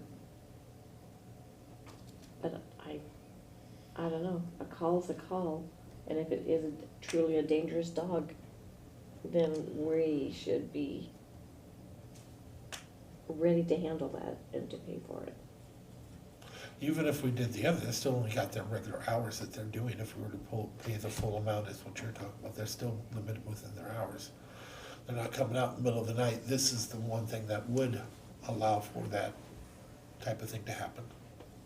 That raises another question, that, the 250,000 mark, does that give us round-the-clock coverage? At least not that I saw, it was the same thing, it just was, 7 days a week. yeah. And they're still gonna be limited to how many they have, so the truth of the matter is, you're not gonna have it gets spread a little different, you know what I mean? You only have the same They bodies. may not have room Yeah, either, that so, too, yeah. you know, that's, I think that there are concerns on both sides. You know, do they have the room? If they don't have the room, do they charge us? Well, there'll be things they figured out, that's the beauty of the whole thing. I don't wanna be making the daily decisions myself, and I don't think any of us do. They'll handle it, that's what they're being paid for, that's what the contract is for. Is for them to take care of it, how they need to figure out to take care of it. That's why I didn't wanna leave things open-ended and stuff like that, because, you know, trust but verify, but at the same time, I'm not paranoid they really are out to get me. So they're good people, believe me, they're good people, and I think we'll get more out of them than we think, yeah. They But provide I a good just, service. but, you know, I say it over and over again, good fences make for good neighbors, and good policies, good contracts make for good fences. No, we have 2 years, we could try it, and then we Yeah. have 2 years. I'm excited to get it. I mean, I it's am something that I've too. definitely heard from law enforcement for a long time, is that there's a lot of calls that we receive, and they don't have the resources to deal with it, or the training really to deal with it. And so having this as a resource for Mason County, kind of a little bit interested to see how busy they'll be when they get started, right? Because we haven't had the service for so long. Right. What does that look like? But I think there'll be some education and some training associated with how they classify calls, and what is, you know, educating people on what is an imminent threat, right? Is if the dog has actually bit someone, or if the dog has like attacked an animal, and that has occurred. Well, that definitely is a higher level response than just some dogs roaming around the neighborhood. The different priorities too, priority calls, right? Yeah, we provide you with that, but that'll all be included within in the So, contract. but the things I need, not a decision, but a direction from you is, the emergency calls are that much. Are we okay with putting a cap on them? Again, I would rather have a cap than leave it open-ended, and if we're gonna have a cap, I'm okay The with the cap is for our use, not Yes. necessarily for the No. public's use? I no, mean, if- no, we decide, however we set it up, because that's the part, we haven't decided how. I would assume that it's gonna be the sheriff's department call, is what we end up with, when they will have the number to call them during an emergency situation. How we structure that, that's gonna be a thing between us and the sheriff. I don't know anybody else we want to have that ability. Because I don't want MACECOM to make the decision. They're the only other ones that would be, So the next question is, if we decide that 6 months into this, we've already burned through the 5 and we've needed. We can talk to them and do whatever, but if it is, then we screwed up and our sheriff's department, if that's who we have doing it, is not listening to what we have. And that's, Or their mandatory calls. I mean, well, no, they can be, the sheriff can still show up for I've calls. seen some of those calls. No, I was saying, the sheriff can still show up for calls, no matter what, even though, he says it's not his, it is his for dealing with the animals. There's no way around that, it's in the law. It's just actually having animal control as a thing is not within their purview. Within our code and our law is that the law enforcement takes care of it, so we're gonna figure out how to do that with these folks here. But, they're gonna be the ones that make the decision. I don't wanna leave it with MaceCom or somebody else. I think that'd be dangerous, because what do they have? They just, they got a phone call, puppy barking too loud, and they set him out. Well, but that's not a priority. I mean, if you look at the list of priorities, that would not be considered. I agree, but if we use it as an emergency call, though, they're gonna come out because it's an emergency call. That was, however we structure that. They had some kind of, some general descriptions around emergency calls. So dogs attack livestock or pets when the dog is available to be impounded and cannot be safely contained until the following day. Animals bite humans if the animal is available to be impounded and cannot be safely contained until the following day. And the third item was agency assist. So law enforcement should be on the scene before a call out to join animal services. For example, in a crime scene where aggressive animals hinder the investigation. So those are kind of their parameters that they had around the emergency call outs. And each one of those will be decided by a sheriff. They just will, yeah. They're the ones that'll be responding. Yes. Oh, and I trust them. I don't think that they're gonna abuse this. So the limitation of 5 would at least give the commissioners the ability to know when we've hit 5. And because that $17.50 per call out, that could get expensive really fast. Right. So Yeah. I'm supportive of having a threshold in there that says, hey, come back to us if you start to approach this cap. It's like we do at the jail. Come back to us if you have more folks that need to go into squallies. So basically, it's the same thing. Yeah. So we're good with that? I'm good. Okay, and then that last part, just to double check, do we want them to put into the contract, the costs of doing the lawsuits and stuff like that? I don't know how they actually could. I'm afraid of stuff like that, because if it's in there, then we're held to it. So if something happens, they make the decision. I need us to make the decision in order to protect our money. Okay, so you're good with that? You're good with that? All right, and you're okay with the 2-year, 1 year after that? It'll be a month after the hire, before they can get into place, but they won't charge us until they're in place. Okay. Okay. All right, Mark, looks like we're going all that. Yep. But we're not passing anything, we'll get the contract. Yes. Bring it back, we'll all talk. With your permission, I'd like to share it with, even though they're mad at the moment, I'd still like to share it with Humane Society. Kitten Rescue would love to see it, and a few others, and just, yeah. Absolutely, the sheriff's office, yeah. That's a no-brainer. Yep, and then I think we also get a better timeline from them. Yep. So they'll give us, they're actually gonna write up the contract, right? Yeah. So now we'll be able to sit down with risk management, sit down with the attorney's office and say, let's take a look at this and make sure we're all comfortable. And that's one of the issues that the Humane Society had, is that they're gonna write, but that is how, so we're asking for a boilerplate of what they already use. Correct. And we get it, and we put our spin on what we need, and we send it to our attorneys, and it's not just, they get to write it and it goes. We've never done anything like that anyway, we'll all be involved in it, so the only thing we're asking for is the structure, the straw dog for us to work within. Okay? Great. That's all I had. All That's right. plenty. This, if we pull this off, guys, this is one heck of a beautiful thing to bring back and give to our community. It's been a long time. Well, and it is an impact to the budget, so Yes, it is. let's make sure that we're conscious of what we do, as Yep. we're asking other departments to be. Yep, that's one thing I always think about this stuff, but the one thing I believe is when it comes to the government, our job is to do what the people can't do for themselves. This is one thing I feel pretty comfortable they can't do on their own. Alright, do you have anything? No. Alright, calendars, anybody need to change anything from what we said on Tuesday? I don't think so. I'll probably take off a couple of days next week. Ted Small passed away, so Yeah, sorry. we'll be dealing with that, and anyway. I would probably be out near the end of the next week. My brother's not doing well. What is with people getting old and things happening? Well, my family just had a scare. I have brothers that are 10 years older than me. There's two of them.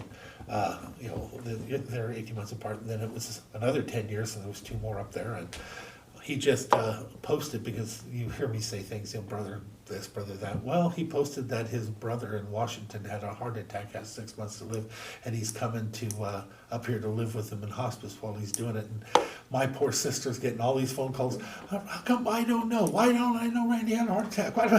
Wrong brother. Yep. And she's like, why aren't you calling him? Because he had a heart attack. Alright, so just a reminder, tomorrow we do have the Board of Health, and then we have the hearing. So we'll be doing that. Fair warning, I intend to miss at least one, if not two, Board of Health meetings this year, because I've always wanted to. To miss them? Because I've always wanted to. Just because? Hey man, I've got this new thing, since I went on that cruise, I've got this new thing. I'm gonna find a way to. Life is short. It is. It really is. I'm gonna go to Alaska too. That's this year. I'm gonna take that time and I'm go to going Alaska. to Alaska. Yep. I love that place. And just to clarify, Saturday we did have a going away party for Terry Leslie Peterson. George Still was there, made us separate at all times. So, there's no county business done. It was, yeah, they are gonna be missed. They're good people.